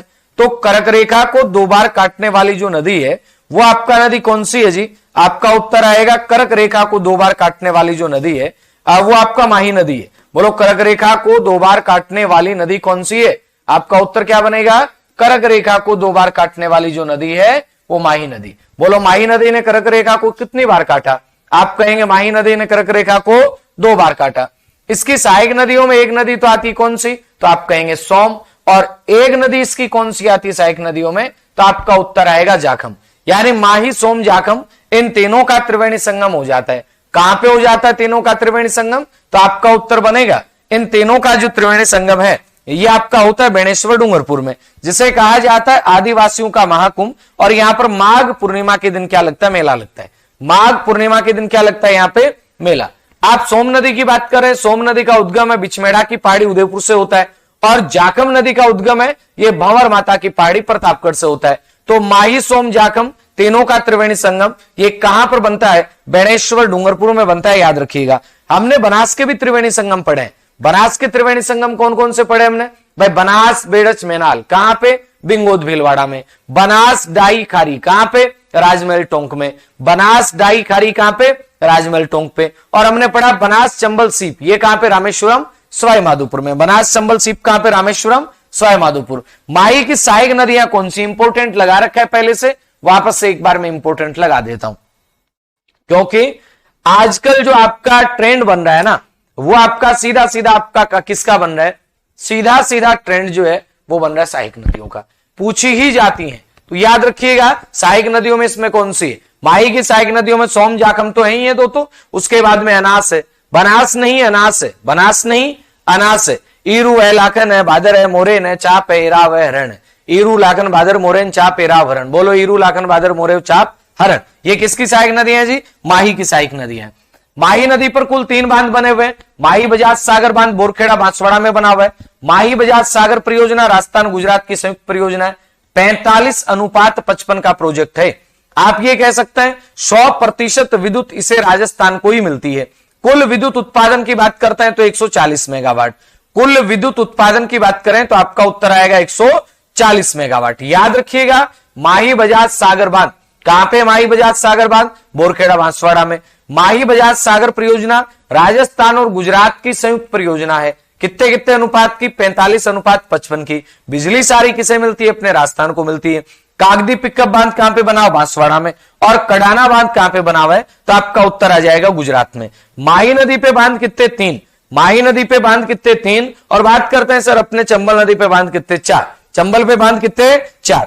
मुद्दा यह बनता है कि सुजलाम सुफलाम परियोजना और भीखाबाई सागवाड़ा परियोजना का संबंध कौन सी नदी से, माही नदी से। माही नदी कितने राज्यों में प्रवाहित होती है, आपका उत्तर बनेगा 3 राज्यों में। कौन कौन से 3 राज्य हैं, मध्य प्रदेश, राजस्थान और गुजरात। माही नदी 3 राज्यों में प्रवाहित होती है, ठीक बात है। कौन कौन से 3 राज्य एक बार बताइएगा, मध्य प्रदेश है, राजस्थान और गुजरात है। मध्य प्रदेश, राजस्थान, गुजरात। माही नदी कितने राज्यों में प्रवाहित होती है, बोलना जरा। मध्य प्रदेश, राजस्थान और गुजरात में प्रवाहित होती है।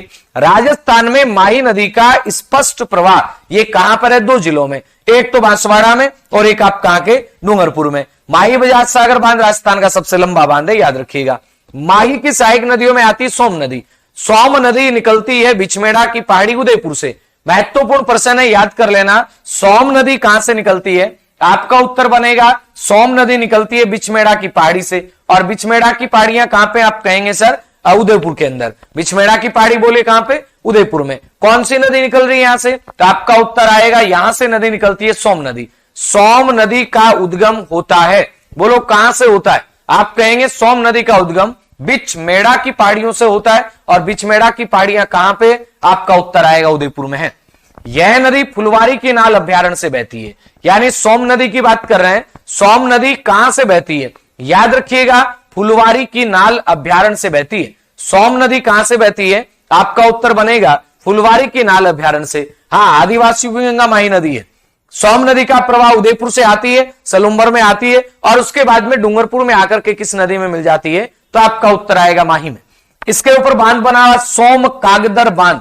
सोम कागदर बांध कहां पे, उदयपुर में। और एक बात और याद रखना, सोम कमला अम्मा परियोजना ये उदयपुर और डूंगरपुर की परियोजना है। साथ में नया जिला सलुम्बर विश्व में ऐड हो गया। सोम की सहायक नदियां जाखम डायरेक्ट माही में नहीं मिलती है, हालांकि अपन कह देते हैं, लेकिन माही में डायरेक्ट नहीं मिलती है। त्रिवेणी संगम, नाम त्रिवेणी संगम है, बाकी थोड़ा सा पहले मिलती है। और वो जो हिस्सा आता है वो किसका आता है, सोम का। यानी आप ये कहोगे जाखम नदी सोम की डायरेक्ट सहायक नदी है। जाखम है, गोमती है, टिड्डी है, सारनी है। याद रखिएगा जाखम, गोमती, टिड्डी, सारनी, जारनी ये किसकी सहायक नदी है, तो आपका उत्तर आएगा ब्लू कलर नहीं दिख रहा है। अच्छा अच्छा, ये नहीं दिख रहा होगा, चेंज कर देंगे। हाँ, ये कर लो। सुनिएगा, आप बात कर रहे हो सर सोम की सहायक नदियां जाखम, गोमती, टिड्डी, सारनी, झारनी। बोलो कौन कौन सी सोम की सहायक नदियां? जाखम है, गोमती है, टिड्डी है, सारनी, झारनी। आएगा प्रश्न, कहां से निकलती है सोम नदी? बिचमेड़ा की पहाड़ी से। बिचमेड़ा की पहाड़ियां कहां पे? उदयपुर में। सहायक नदियां कौन सी है? जाखम, गोमती, टिड्डी, सारनी, झारनी। जाखम, गोमती, टिड्डी, सारनी, झारनी। सर मेरी बुक को नहीं आई, आ जाएगी बुक, आ जाएगी, सबकी आ जाएगी, है ना। सुनिएगा, आगे बात बनती है सर जाखम नदी। जाखम नदी की बात करें तो याद रखिएगा, भंवर माता की पहाड़ी से इसका उद्गम होता है। आप कहोगे भंवर माता की पहाड़ी कहां पे जी? छोटी सादड़ी। कहां पे? प्रतापगढ़ में। भंवर माता की पहाड़ी छोटी सादड़ी प्रतापगढ़ के अंदर है। जाखम नदी का उद्गम कहां से हो रहा है? भंवर माता की पहाड़ी से। बोले तो कहां से? छोटी सादड़ी प्रतापगढ़ से। प्रवाह कहां होता है इसका? प्रतापगढ़ में, सलुम्बर में, डूंगरपुर में।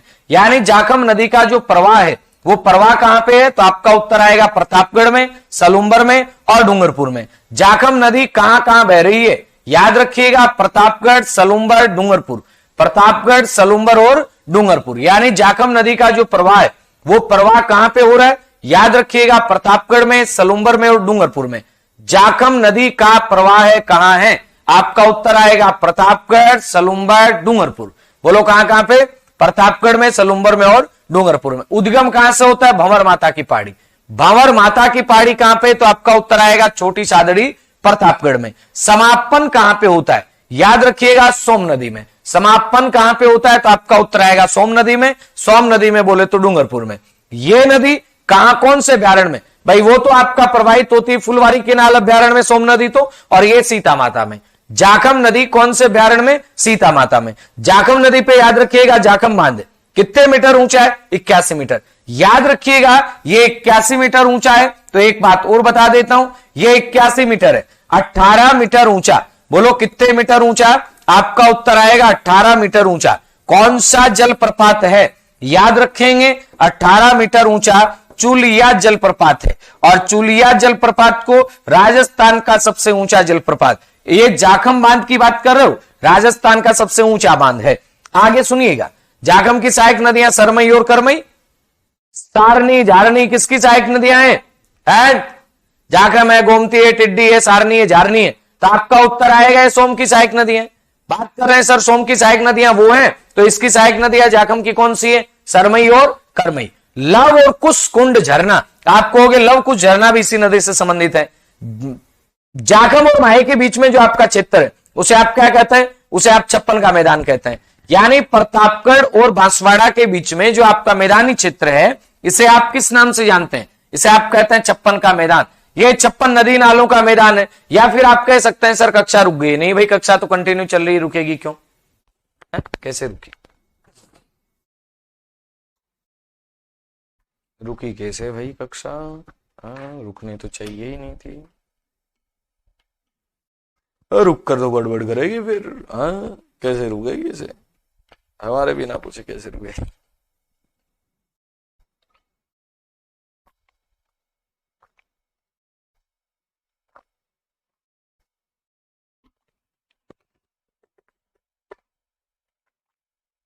हाँ जी,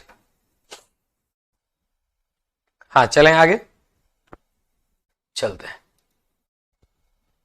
ओके, सुनिएगा, तो मैं कह रहा था 56 का मैदान आ गया। प्रतापगढ़ में इसी नदी पे आपका एक पिकअप बांध बनाओ, नागड़िया पिकअप बांध। अनास, अनास माही की सहायक नदी है। अनास माही की सहायक नदी है। उद्गम अनास का कहां से होता है? एमपी से। बांसवाड़ा डूंगरपुर में बहने के बाद में गलियाकोट के पास माही नदी में मिल जाती है। गलियाकोट वही जो रमकड़ा उद्योग के लिए प्रसिद्ध है। सहायक नदी हरण है। एमपी से निकलकर माही में दक्षिण से मिलने वाली सहायक नदी कौन सी? अनास। एमपी से निकलती है, माही में दक्षिण से मिल जाती है। कौन सी नदी? अनास। एराव और ईरू नदी प्रतापगढ़ से निकल करके और बांसवाड़ा में माही नदी में मिल जाती है। चाप नदी की बात करते हो, ये कोई सहायक नदी है, बस नाम याद कर लो। एराव है, चाप है, बादर है, मोरेन है। एराव अनास है, एराव है, चाप है, बादर है, मोरेन है। ये इसकी सहायक नदियां। किसकी? माही। कितना याद कर लो, कहां से निकलती है और कहां जाती है। कोई ज्यादा प्रश्न बने ही नहीं अभी तक ही नहीं बने, तो अब क्या ही बनेंगे। साबरमती नदी याद रखिएगा, महत्वपूर्ण है। उद्गम कहां से होता है साबरमती नदी का? गोविंदा की पहाड़ी से होता है। समापन कहां पे होता है? तो आप कहोगे सर खंबात की खाड़ी में होता है। लंबाई कितनी है? 416 किलोमीटर है। राजस्थान में कितनी लंबी है? तो आप कहोगे 45 किलोमीटर। यानी आपसे प्रश्न बनेगा, हाँ तो चूलिया चंबल पे है, मैंने कब कहा माही पे? मैंने तो यहां बात आई तब बताया कि जाखम बांध 81 मीटर है, ये 18 मीटर है। चूलिया जलप्रपात चंबल पे। अब ये छोटी मोटी बातें तो आप खुद लिखा करो यार। हा? मैंने थोड़ी कहा कि चंबल पे नहीं है, जाखम पे। बात आई जाखम की इसलिए मैंने बताया वहां पे, है ना। तो साबरमती नदी, साबरमती नदी गोगुंदा की पहाड़ियों से निकलती है और खंबात की खाड़ी में चली जाती है। 416 किलोमीटर लंबी है, राजस्थान में 45 किलोमीटर। इस नदी का उद्गम तो राजस्थान से होता है, लेकिन महत्व गुजरात के लिए, यानी इसका अधिकांश भाग गुजरात में बहता है, तो याद रखें महत्व गुजरात के लिए है। आगे चलो, आगे ये साबरमती नदी है। साबरमती नदी कहां से निकल के आ रही है? तो आपका उत्तर क्या बनेगा? साबरमती जो नदी है ये निकल के आ रही है कहां से? तो आप कहेंगे सर उदयपुर से। साबरमती नदी कहां से निकल के आ रही है? बोलना जरा। अरे हो जा साबरमती, है ना, ये साबरमती नदी आप देख पा रहे हैं। साबरमती नदी उदयपुर से निकल के आ रही है, गोगुंदा की पहाड़ियों से। उसके अंदर आप कहेंगे सर साबरमती नदी में दो नदियां मानसी और वाकल। कौन सी नदियां? मानसी वाकल। मानसी वाकल कहां से निकल के आती हैं? फुलवारी के नाल जो ब्यारण है वहां से निकल के आती हैं। मानसी और वाकल, मानसी और वाकल नदियों पे एक प्रोजेक्ट है उदयपुर में, जिसका नाम है मानसी वाकल परियोजना। बोलो क्या नाम है प्रोजेक्ट का?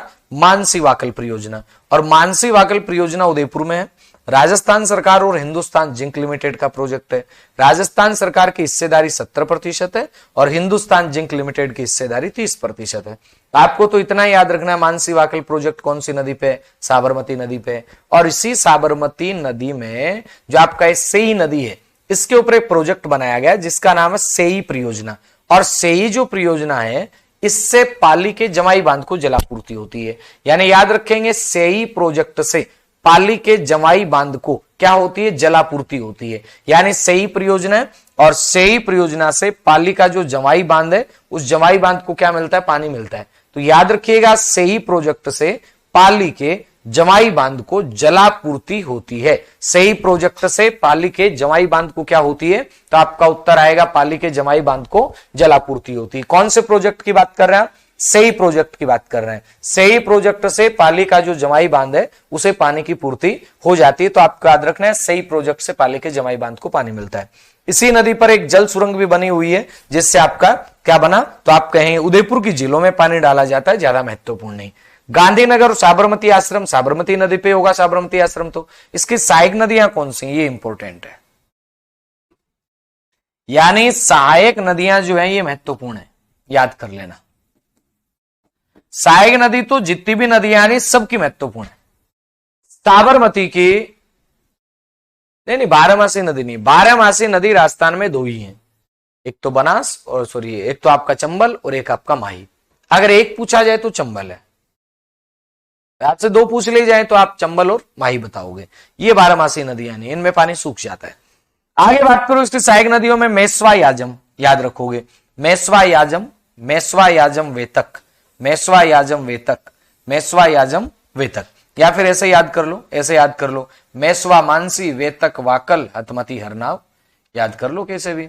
यानी दो तो एम है, दो वी है, दो एच है। दो एम है, दो वी है, दो एच है। हरनाव हतमती वेतक वाकल, वाकल वेतक, मेस्वा मानसी, मेस्वा मानसी।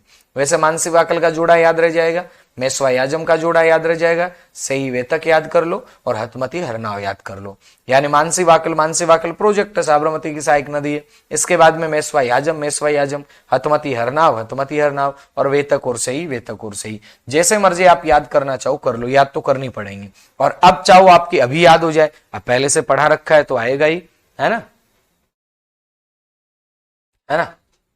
हाँ, ट्रिक नहीं बनती। काएगा ट्रिक है इसमें? क्या ट्रिक है सर इसमें? हतमती नदी है क्या, है ना, हतमती नदी लिखा है ना। हतमती भी है, हरनाव भी है, मेस्वा भी है, याजम भी है, वेतक भी है, मानसी भी है, वाकल भी है, सही भी है। मानसी, वाकल, सही, मेस्वा, याजम, वेतक, हतमती, हरनाव, ये तमाम किसकी सहायक नदी है? साबरमती की सहायक नदी है। पश्चिमी बनास, जिसे आप छोटी बनास के नाम से जानते हैं, नया सनवारा की पहाड़ी सिरोही में आती है, यहां से ये नदी निकलती है। समापन कहां पे होता है इसका? कच्छ के रण में। कच्छ का रण कहां पे सर? अरब सागर में। इस नदी के किनारे राजस्थान का माउंट आबू और गुजरात का डीसा शहर बसा हुआ है। कौन सी नदी की बात कर रहे हो आप पश्चिमी बनास की बात कर रहे हो। माउंट आबू तो क्या आबू मान लो, राजस्थान का आबू है, माउंट आबू तो ऊपर रह जाता है, आबू वाला नीचे वाला भाग। पश्चिमी बनास की सहायक सुकली नदी पर सिरोही में सेलवाड़ा परियोजना है। पश्चिमी बनास की सहायक नदी सुकली पर आप कहोगे सिरोही में कौन सी परियोजना है, सेलवाड़ा। गोहलन, कुकड़ी इसकी अन्य सहायक नदियां। कुकड़ी है, सुकड़ी नहीं है, सुकली है। यानी पश्चिमी बनास की सहायक नदी सुकड़ी नहीं है, इसकी सहायक नदी सुकली है। तो सुकड़ी में सुकली में फर्क है, याद कर लेना। ये सुकली है और वो सुकड़ी है। डी डी डी तो लूनी की सहायक नदियां हैं। डी डी और डी आ जाए लूनी की सहायक नदियां, चाहे वो जोजडी आ जाए।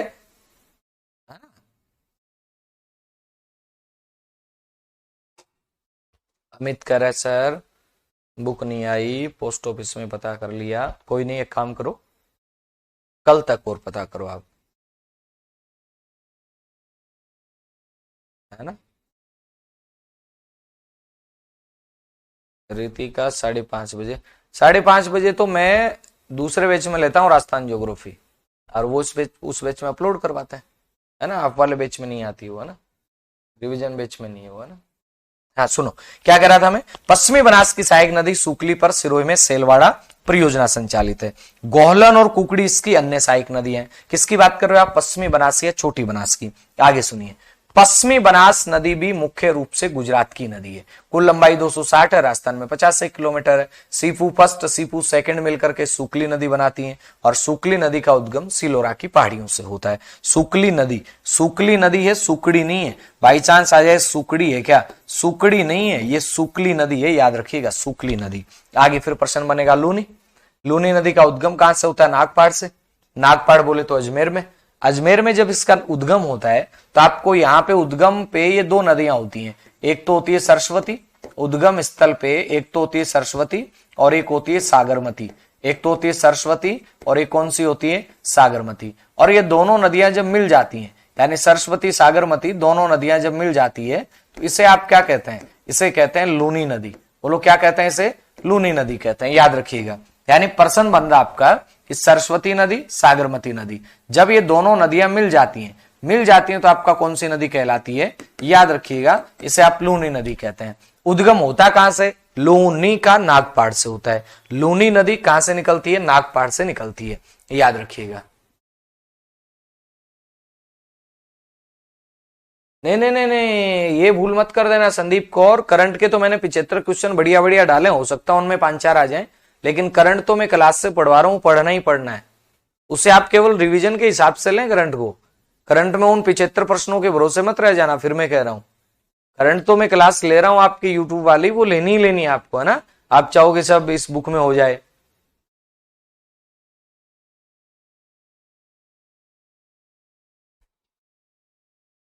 तो ये ध्यान रखना थोड़ा सा।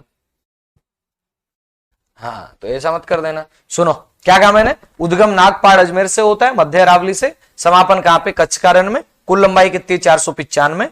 राजस्थान में लंबाई कितनी है लूनी की, बोलो जरा, 330। कुल लंबाई कितनी, 495। यह नदी उद्गम के समय दो धाराओं के रूप में रहती है। एक धारा को सरस्वती कहते हैं, दूसरी धारा को सागरमती कहते हैं। एक धारा को सरस्वती कहते हैं, दूसरी धारा को सागरमती कहते हैं। कौन सी नदी की बात कर रहे हैं, लूनी नदी की बात कर रहे हैं। सरस्वती और सागरमती नामक दो धाराओं से मिलकर के लूनी नदी का निर्माण होता है। यानी लूनी नदी कौन सी दो धाराओं से मिलकर बनती है, एक तो सरस्वती एक सागरमती। यानी सरस्वती और सागरमती नामक दो धाराओं से मिलकर के कौन सी नदी बनती है, लूनी नदी बनती है, याद रखिएगा। उसके बाद में जब नागपाड़ पुष्कर अजमेर में भारी बारिश होती है तो बाढ़ कहां पे आती, बालोतरा में। भारी बारिश तो कहां हो रही है, अजमेर में, और बाढ़ कहां रही, बालोतरा में। ऐसा क्यों भाई, अजमेर से लेके बालोतरा तक तो नदी का जो पेटा है, यानी नदी का जो आप कहें कि मारे गए नदी का जो क्षेत्र है, वो क्या है, वो सीधा सीधा, हाँ अरे मिलने को तो रैपिड रिवीजन बुक से खूब सारा मिलेगा बच्चा, लेकिन आप बालिका ने पूछा कि सर करंट उतना ही काफी है क्या, करंट उतना काफी नहीं है ना। ठीक है, सुनो मैं क्या कह रहा था, नागपाड़ पुष्कर अजमेर में भारी वर्षा होती है तब जाके बालोतरा में बाढ़ आती है। ऐसा क्यों होता है भाई, बालोतरा तक तो नदी का जो तल है ना वो ठीक है, लेकिन बालोतरा एक ऐसी जगह है जो नदी तल के पेटे से नीचे, एक तो हनुमानगढ़ जंक्शन जो आपका घग्गर नदी के किनारे, हनुमानगढ़ जंक्शन, और एक कौन सा, बालोतरा। ये दोनों स्थान ऐसे हैं दोनों नदियों में थोड़ा बहुत, जैसे घग्गर में पानी थोड़ा सा ज्यादा हो जाता है, हनुमानगढ़ जंक्शन में बाढ़ आ जाती है। जैसे लूनी नदी में अजमेर के नागपाड़ में भारी बारिश हो जाती है, बालोतरा में बाढ़ आ जाती है। बाढ़ क्यों आती है? क्योंकि इस नदी का पानी उद्गम से बालोतरा तक मीठा और बालोतरा के बाद में खारा हो जाता है, इसलिए लूनी को आधी खारी आधी मीठी नदी कहते हैं। ये क्यों होता है आपको बताया, बालोतरा लूनी नदी के पेटे से नीचे, यानी जो लेवल है नदी का उससे थोड़ा नीचे, थोड़ा सा भी पानी हो गया तो वहां ज्यादा हो जाता है, बाढ़ आ जाती है। लूनी नदी का प्रवाह क्षेत्र। अब आप कहेंगे सर लूनी नदी का प्रवाह क्षेत्र कहां का है? याद रखेंगे अजमेर, अजमेर के बाद में नदी जाती है नागौर में, नागौर के बाद में ब्यावर में, ब्यावर के बाद में चोपड़ा गांव पाली से गुजरती है थोड़ा सा, तो पाली जिला मुख्य रूप से नहीं आएगा। आगे जोधपुर, बालोतरा, बाड़मेर और जालोर, लास्ट में जालोर से कहां चली जाती है? गुजरात में, फिर आपका कच्छ के रण में। यानी अजमेर, अजमेर के बाद में नागौर, नागौर के बाद में ब्यावर, ब्यावर के बाद में जोधपुर, बालोतरा, बाड़मेर, जालोर।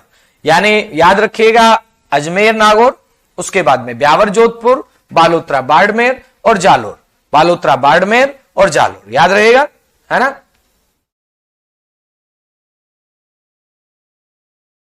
लूनी नदी का प्रवाह क्षेत्र याद रखोगे, अन्ना के ब्याव में, अन्ना के ब्याव में जोधा बाबा जला है, हाँ, अन्ना के ब्याव में जोधा बाबा जल गया। अन्ना के ब्याव में अजमेर है, नागौर है, ब्यावर है, अन्ना के ब्याव में जोधा बाबा जल गया, जोधपुर है, बालोतरा है, बाड़मेर है, जालोर है। अब आप बात करते हैं सर लूनी नदी, ये अरावली होगी, अरावली से निकलती है लूनी नदी सारी की सारी, लूनी और लूनी की सहायक एकमात्र ऐसी नदी, यानी आप कहोगे लूनी नदी के अपवाह तंत्र में एकमात्र ऐसी नदी है जो अरावली से नहीं निकलती है। वो कौन सी है भैया? आपका उत्तर आएगा एकमात्र ऐसी नदी जो अरावली से नहीं निकलती है, वो कौन सी? जोजड़ी है। एकमात्र ऐसी नदी जो अरावली से नहीं निकलती है, वो बताओ कौन सी है? तो आपका उत्तर आएगा वो जोजड़ी है। एकमात्र ऐसी नदी जो नहीं निकलती है अरावली से, वो कौन सी है? तो आप क्या कहेंगे सर? जोजड़ी। बोलो जरा कौन सी? जोजड़ी। तो जोजड़ी निकलती कहां से? आप कहोगे सर जोजड़ी जो निकलती है ये आपका नागौर में पांडलू गांव की पहाड़ियों से निकलती है। बोलो जोजड़ी कहां से निकलती है? आप कहोगे पांडलू गांव की पहाड़ियों से जोजड़ी है निकलती है। तो ये बात आपको याद रखनी है। ओहो, ये बात आपको याद रखनी है। याद रह जाएगी क्या? रह जाएगी। नहीं रह जाएगी तो याद करनी पड़ेगी, देखो, है ना। कहां से? तो आप कहेंगे ये नहीं निकलती। कहां से नहीं निकलती? तो आपका उत्तर बन जाएगा जो आपका जोजड़ी नदी है वो अरावली से नहीं निकलती है, बाकी तमाम इसकी सहायक नदियां अरावली से ही निकलती हैं। शुरुआत में लूनी की बात कर ली आपने, लूनी के बाद में आप लीलड़ी है, गुइया है, बांडी है, जवाई है। एक लाइन पक्की याद कर लेना, जहां नदी में एडी दिख जाए, अब आप कहोगे सर लीलड़ी है, मीठड़ी है, जोजड़ी है, गुइया है, बांडी है, सुकड़ी है, जवाईडी कर दो, खारीडी कर दो, सागीडी कर दो, है। एक बात और ध्यान देना, एक बात, अजमेर के बाद में ब्यावर आना चाहिए, सही बात है, लेकिन ये जाती नहीं है। ये पहले नागौर में जाती है, बाद में ब्यावर में आती है ना। पहले नागौर में घुसती है, बाद में फिर ब्यावर में आती है ना, डायरेक्ट ब्यावर में नहीं आती। सुनना, मैं क्या कह रहा था, लूनी की सहायक नदियों में लीलड़ी, मीठड़ी, जोजड़ी, सुकड़ी, बांडी। लीलड़ी, मीठड़ी, जोजड़ी, सुकड़ी, बांडी। बोलो, लीलड़ी, मीठड़ी, जोजड़ी, सुकड़ी, बांडी। जोजड़ी है वो अरावली से नहीं निकलती है, और मेन बात ये भी है, अब नदी तो यूं आ रही है, यूं आ रही है, तो इसका दाएं किनारा एकमात्र लूनी की सहायक नदी है जो दाएं किनारे से मिलती है। बाकी तमाम लूनी की सहायक नदियां वो बाएं किनारे से मिलती है। एकमात्र जो सहायक नदी है वो दाएं किनारे से मिलती है, कौन सी है? जोजड़ी है। एक बात और याद रखना, लूनी की सबसे बड़ी सहायक नदी कौन सी है? जमाई। यहां पे एक नदी आ रही सागी, सागी, सागी सागर में, ध्यान देना, साबी नहीं है, साबी आंतरिक अपवाह की नदियों में पढ़ेंगे, ये सागी, तो सागी, सागी सागर में, याद रखना है, सागी, सागी सागर में। बोलो, सागी, सागी सागर में। साबी, साबी नहीं है, सागी है। सागी बोले तो अरब सागर के अपवाह तंत्र में आएगी। लूनी की सहायक नदियों में एकमात्र नदी जोजड़ी, जिसका उद्गम अरावली से नहीं होता है, से सभी सहायक नदियां अरावली से निकल करके लूनी में मिलती हैं। आप कहोगे सर लूनी की सहायक नदियां कौन सी? जोजड़ी। पिपाड़ सिटी इसी नदी के किनारे है, उद्गम होता है नागौर से। नागौर में कहां पे? पांडलू की पहाड़ियां। यह नदी नागौर और जोधपुर में बहने के बाद में लूनी नदी में मिल जाती है। याद रखिएगा जोजड़ी नदी, इस नदी को जल शक्ति मंत्रालय द्वारा 8 छोटी नदियों के लिए चलाए गए सफाई कार्यक्रम में शामिल किया गया। इसी नदी पे वाटर फ्रंट पर्यटन प्रोजेक्ट भी चल रहा है। जोजड़ी नदी के लूनी में मिलने के बाद में पिचियाक बांध जोधपुर में बनाया गया। याद रखिएगा पिचियाक बांध जोधपुर में। वैसे पूछा जाए तो लूनी नदी का बांध है, लेकिन अगर लूनी नदी नहीं रहे तो आप क्या कहोगे? जोजड़ी। जोजड़ी कहां से निकलती है? नागौर से निकलती है, दाएं किनारे से मिलती है जोजड़ी। याद रखिएगा जोर दाएं हाथ से लगता है। जोर किससे लगता है? दाएं हाथ से। बाएं हाथ से इतना जोर नहीं आता, क्योंकि बेचारा अभ्यास में नहीं आता। अपना हाथ अभ्यास में कौन सा रहता है? दायां। इसलिए कहा जाता है कि करत करत अभ्यास थे जड़मती होत सुजान, रस रियावत जात थे सिल पर पड़त निशान। याद रखिएगा।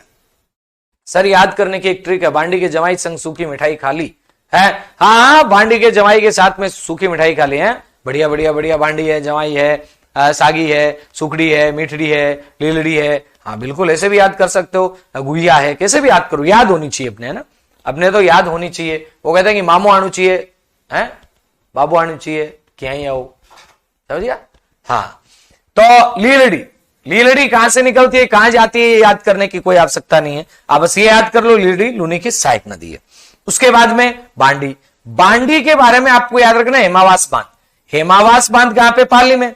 और लूनी की सहायक नदियों में सर्वाधिक प्रदूषित नदी आपका बांडी है। बांडी को केमिकल रिवर कहते हैं, और इतनी प्रदूषित है, इतनी प्रदूषित है भाई साहब पूछो मत। इसे केमिकल रिवर के नाम से कहते हैं।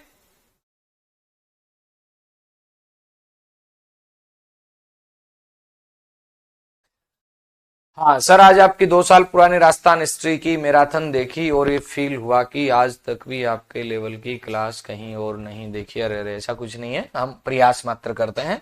पिछली वैकेंसी में भी खूब मैराथनें लगाई हैं, एक बार देख लेना। सबको काम काम की चीजें, मलाई मलाई डाली हुई है, समझ गए ना। हाँ सुनना, मैं क्या कर रहा था, मैं कह रहा था बांडी नदी केमिकल रिवर के नाम से जानी जाती है। उद्गम हेमावास की पहाड़ी से होता है, पाली से। समापन कहां पे होता है? आप कहेंगे पाली जोधपुर से, वहां पर लूनी में मिल जाती है। बांध की बात करते हैं, हेमावास बांध पाली के अंदर है, और ये लूनी की सहायक नदियों में सर्वाधिक प्रदूषित नदी है। कौन सी? बांडी नदी। यानी लूनी की सहायक नदियों में सर्वाधिक प्रदूषित जो नदी है वो आपका कौन सी है? आपका उत्तर आएगा बांडी नदी। लूनी नदी की सहायक नदियों में सर्वाधिक प्रदूषित नदी कौन सी? तो आपका उत्तर आएगा बांडी। प्रदूषण का कारण क्या? रंगाई छपाई उद्योग प्रदूषण का कारण है। आवा और पाली बांडी नदी के किनारे। बांडी की सहायक नदी गुहिया सोजत की पहाड़ियों से निकलती है। इसी नदी पर पाली में भीलबेरी झरना है।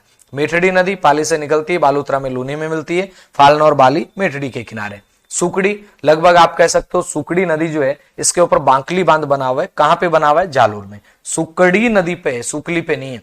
सुकड़ी नदी पे है कौन सा बांध? बांकली बांध। सुकड़ी नदी पे बांकली बांध है, याद रखिएगा। जालोर शहर सुकड़ी नदी के किनारे। जवाई बांध पाली जिले की बाली तहसील के गोरिया गांव से। पाली जिले की बाली तहसील के गोरिया गांव से। समापन इसका लूनी में हो जाता है। परवा बात करें तो आप कहोगे पाली जालोर बाड़मेर में। लूनी की सबसे बड़ी सहायक नदी है। मेन बात ये याद रखनी है कि जवाई जो है ये आपका लूनी की सबसे बड़ी सहायक नदी है। बांध की बात करते हैं तो बांध कौन सा? आप कहेंगे सर जवाई बांध। बोलो कौन सा बांध बना हुआ इसके ऊपर? आपका उत्तर आएगा जवाई बांध बना हुआ। कहां पे? सुमेरपुर पाली में। महाराजा उमेश सिंह के द्वारा निर्मित है। मारवाड़ का अमृत सरोवर इसे आप कहते हैं। जवाई की सहायक नदियां आप कहोगे खारी है, मथाई है। जवाई की सहायक नदियां कौन सी? खारी और मथाई। अब देखो खारी नदियां 3 आएंगी। एक खारी नदी हम पढ़ के आए बिजराल की पहाड़ियों से निकलने वाली। वो किसमें है? वो बनास में जाती है। बनास डाई खारी त्रिवेणी संगम बनता है। बिजराल की पहाड़ी राजसमंद से निकलती है, बनास में जाती है। वो बनास डाई खारी त्रिवेणी संगम बनता है। और ये वाली खारी कहां से निकलती है? सिरोही से। ये किस में जाती है? तो आप कहोगे ये जवाई में जाती है। तो ये आपका किसका? तो आपका उत्तर बनेगा सीधा सीधा ये आपका अरब सागर के अफवातंत्र में आ जाएगी। मथाई नदी जिसके किनारे रनकपुर का जैन मंदिर है। सागी, सागी है, फिर कह रहा हूं साबी नहीं है। सागी, सागी सागर में, अरब सागर में जाएगी। सागी है। आपसे पूछे साबी, ये अलग है, ये सागी है, याद कर लेना। जसवंतपुरा की पहाड़ी जालोर से। साबी तो आंतरिक अफवाह की नदी है। बाड़मेर में लूनी नदी में प्रवाह कहां पे? जालोर और बालोतरा। लूनी नदी को क्या कहते हैं? मारवाड़ की गंगा कहते हैं, पश्चिमी राजस्थान की गंगा कहते हैं, मरु गंगा कहते हैं, मरुद वृद्धा कहते हैं। कालिदास ने लूनी नदी को अंत सलीला कहा। और ये नदी आधी खारी आधी मीठी नदी है। आंतरिक अफवाह की नदियां तो आप जानते ही हैं। सबसे पहले घग्गर नदी को लेकर के बात करते हैं। घग्गर नदी को मृत नदी कहा जाता है क्योंकि वर्तमान स्वरूप में अभी है नहीं। यानी आप ये कह सकते हैं घग्गर जो नदी है अब वर्तमान में उस स्वरूप में नहीं है जिस स्वरूप में पहले थी। तो आप कहेंगे ये नदी कैसी है? आपका उत्तर बनेगा घग्गर जो नदी है ये मृत नदी की श्रेणी में आ गई। बोलो घग्गर कौन सी नदी में आ गई? मृत नदी। आप इसे मृत नदी कह सकते हैं, राजस्थान का शोक कह सकते हैं। यानी किसी जमाने में इस नदी से राजस्थान में बाढ़ें आ जाया करती थी, बाढ़ें। इसलिए इस नदी को क्या कहा जाता है? तो आपका उत्तर बनेगा, इसे राजस्थान का शोक कहा जाता है। ये मृत नदी है, ये वैदिक कालीन नदी है, ये सरस्वती नदी है, ये राजस्थान का शोक है। यानी इस नदी को आप क्या कहते हैं? राजस्थान का शोक कहते हैं। इसे नट नदी के नाम से जानते हैं। ये द्वेषवती नदी है, ये अंतरराष्ट्रीय नदी है, ये सोतर नदी है, ये चोतांग नदी है, याद रखिएगा। यानी घग्गर नदी को मृत नदी कहते हैं, वैदिक कालीन नदी कहते हैं, सरस्वती नदी कहते हैं, राजस्थान का शोक कहते हैं, नट नदी के नाम से जानते हैं, द्वेषवती नदी के नाम से जानते हैं, अंतरराष्ट्रीय नदी के नाम से जानते हैं। और याद रखिएगा, इस नदी को आप सोतर और चोतांग नदी के नाम से भी जानते हैं। घग्गर नदी का उद्गम कहां से होता है? कालका की पहाड़ी। कालका की पहाड़ी कहां पे सर? शिवालिक, हिमाचल प्रदेश में। कालका की पहाड़ी कहां पे? याद रखिएगा, शिवालिक, हिमाचल प्रदेश में। और राजस्थान में बहने वाली एकमात्र नदी जिसका उद्गम हिमालय से होता है, वो आपका कौन सी है? तो आप कहोगे घग्गर नदी। राजस्थान की एकमात्र नदी जिसका उद्गम कहां से होता है? हिमालय से होता है, वो कौन सी नदी है? घग्गर नदी। कुल लंबाई कितनी है? 465। राजस्थान में लंबाई कितनी है? 100 किलोमीटर। आप कहेंगे सर ये घग्गर नदी देख लो, ये कौन सी नदी है जी? है ये नदी है घग्गर, घग्गर नदी है, घग्गर है। क्या समझते हो घग्गर नदी को? है ऐसे ही समझते हो, छोटी मोटी बात नहीं। घग्गर नदी भाई साहब सुनना, आप ये कहोगे घग्गर जो नदी है, ये नदी लास्ट में कहां जाती है? आपका उत्तर आएगा पाकिस्तान में। और याद रखना, पाकिस्तान में लोग खाते हैं बकरा, और इस नदी का प्रवाह क्षेत्र कहलाता है हकरा है। हाँ, कहां से? कालका की पहाड़ियों से निकलती है, शिवालिक से, हिमाचल प्रदेश से, पंजाब में आती है, हरियाणा में आती है। हरियाणा में भाई साहब ओटू झील बनाती है। कौन सी? ओटू झील बनाती है। उसके बाद में बनवाली सभ्यता बनाती है। बनवाली सभ्यता के बाद में नदी आ जाती कहां पे? आप कहोगे सर हनुमानगढ़ में। हनुमानगढ़ की टिब्बी तहसील में प्रवेश करती है। हनुमानगढ़ की टिब्बी तहसील में प्रवेश करती है। आगे तलवाड़ा झील बनाती है। कहां पे? हनुमानगढ़ में। तलवाड़ा झील के बाद में आप कहोगे इस नदी के किनारे एक दुर्ग बना हुआ है। कौन सा? भटनेर का दुर्ग। आप कहोगे सर क्यों बावड़ी बातें करते हो, ये तो सड़क के किनारे बना हुआ है भटनेर का दुर्ग। तो लेकिन नदी पूछी जाएगी तो घग्गर नदी आएगी यार, ऐसा थोड़ी होता सड़क के किनारे बना हुआ है। तो चारे दुर्ग ऐसे तो बस्ती में ही है, नदियों के किनारे माने जाएंगे। भाई नदी बह रही है तो किनारा हो गया है ना। तो याद रखिएगा सीधा सीधा क्या? भटनेर दुर्ग। इस नदी के किनारे कालीबंगा सभ्यता, रे काले काले रंग की चूड़ियां। भाई साहब याद रखिएगा, कालीबंगा सभ्यता को अमल में लाने का काम अमलानंद घोष ने किया था। अमल में अमलानंद घोष लाया था। उत्खनन करने लगा, उत्खनन जब करने लगा तो बीवी लाल हो गई। बीवी ने मारा थप्पड़, बीवी लाल और बीके थापड़। बीवी ने थप्पड़ मारा, लोग खड़े खड़े देख रहे थे। खर्रे भी वहां पे था, खड़े खड़े देख रहे। तो कुछ लोगों को जोश आ गया, जोशी भी वहां था। जोश आ गया तो भाई साहब श्रीवास्तव जी ने क्या कर लिया? एसपी साहब को बुला लिया। ये सारे लोग जो कालीबंगा के उत्खनन से जुड़े हुए हैं, याद रखिएगा। कालीबंगा की बात कर रहे हैं अपन।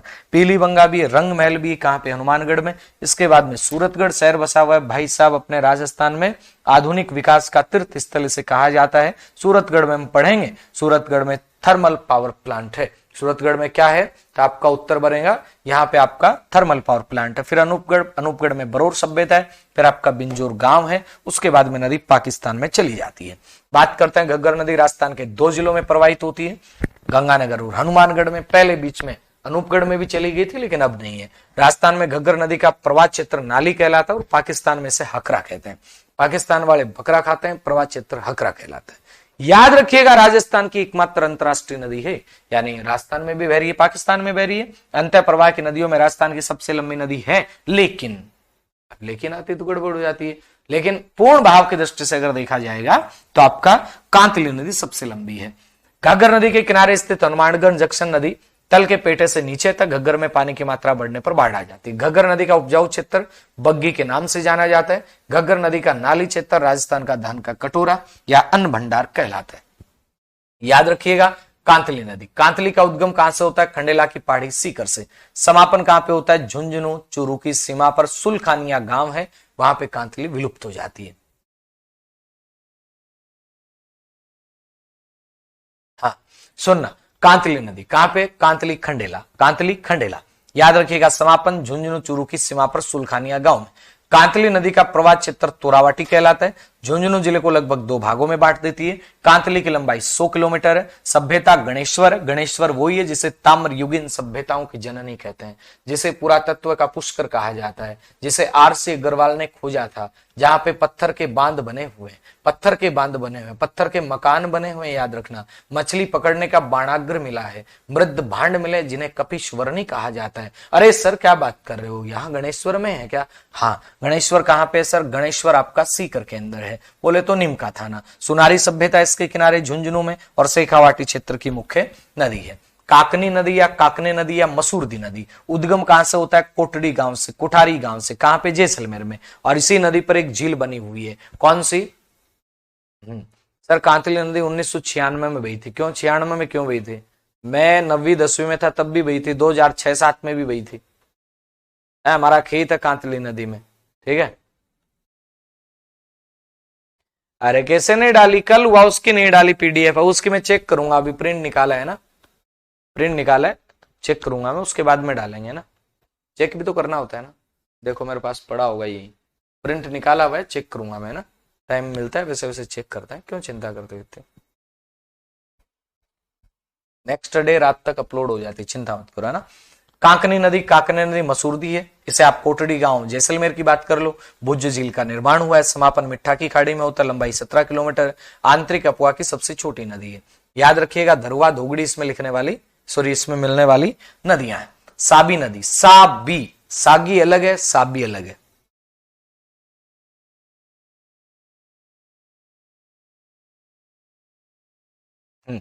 याद रखिएगा।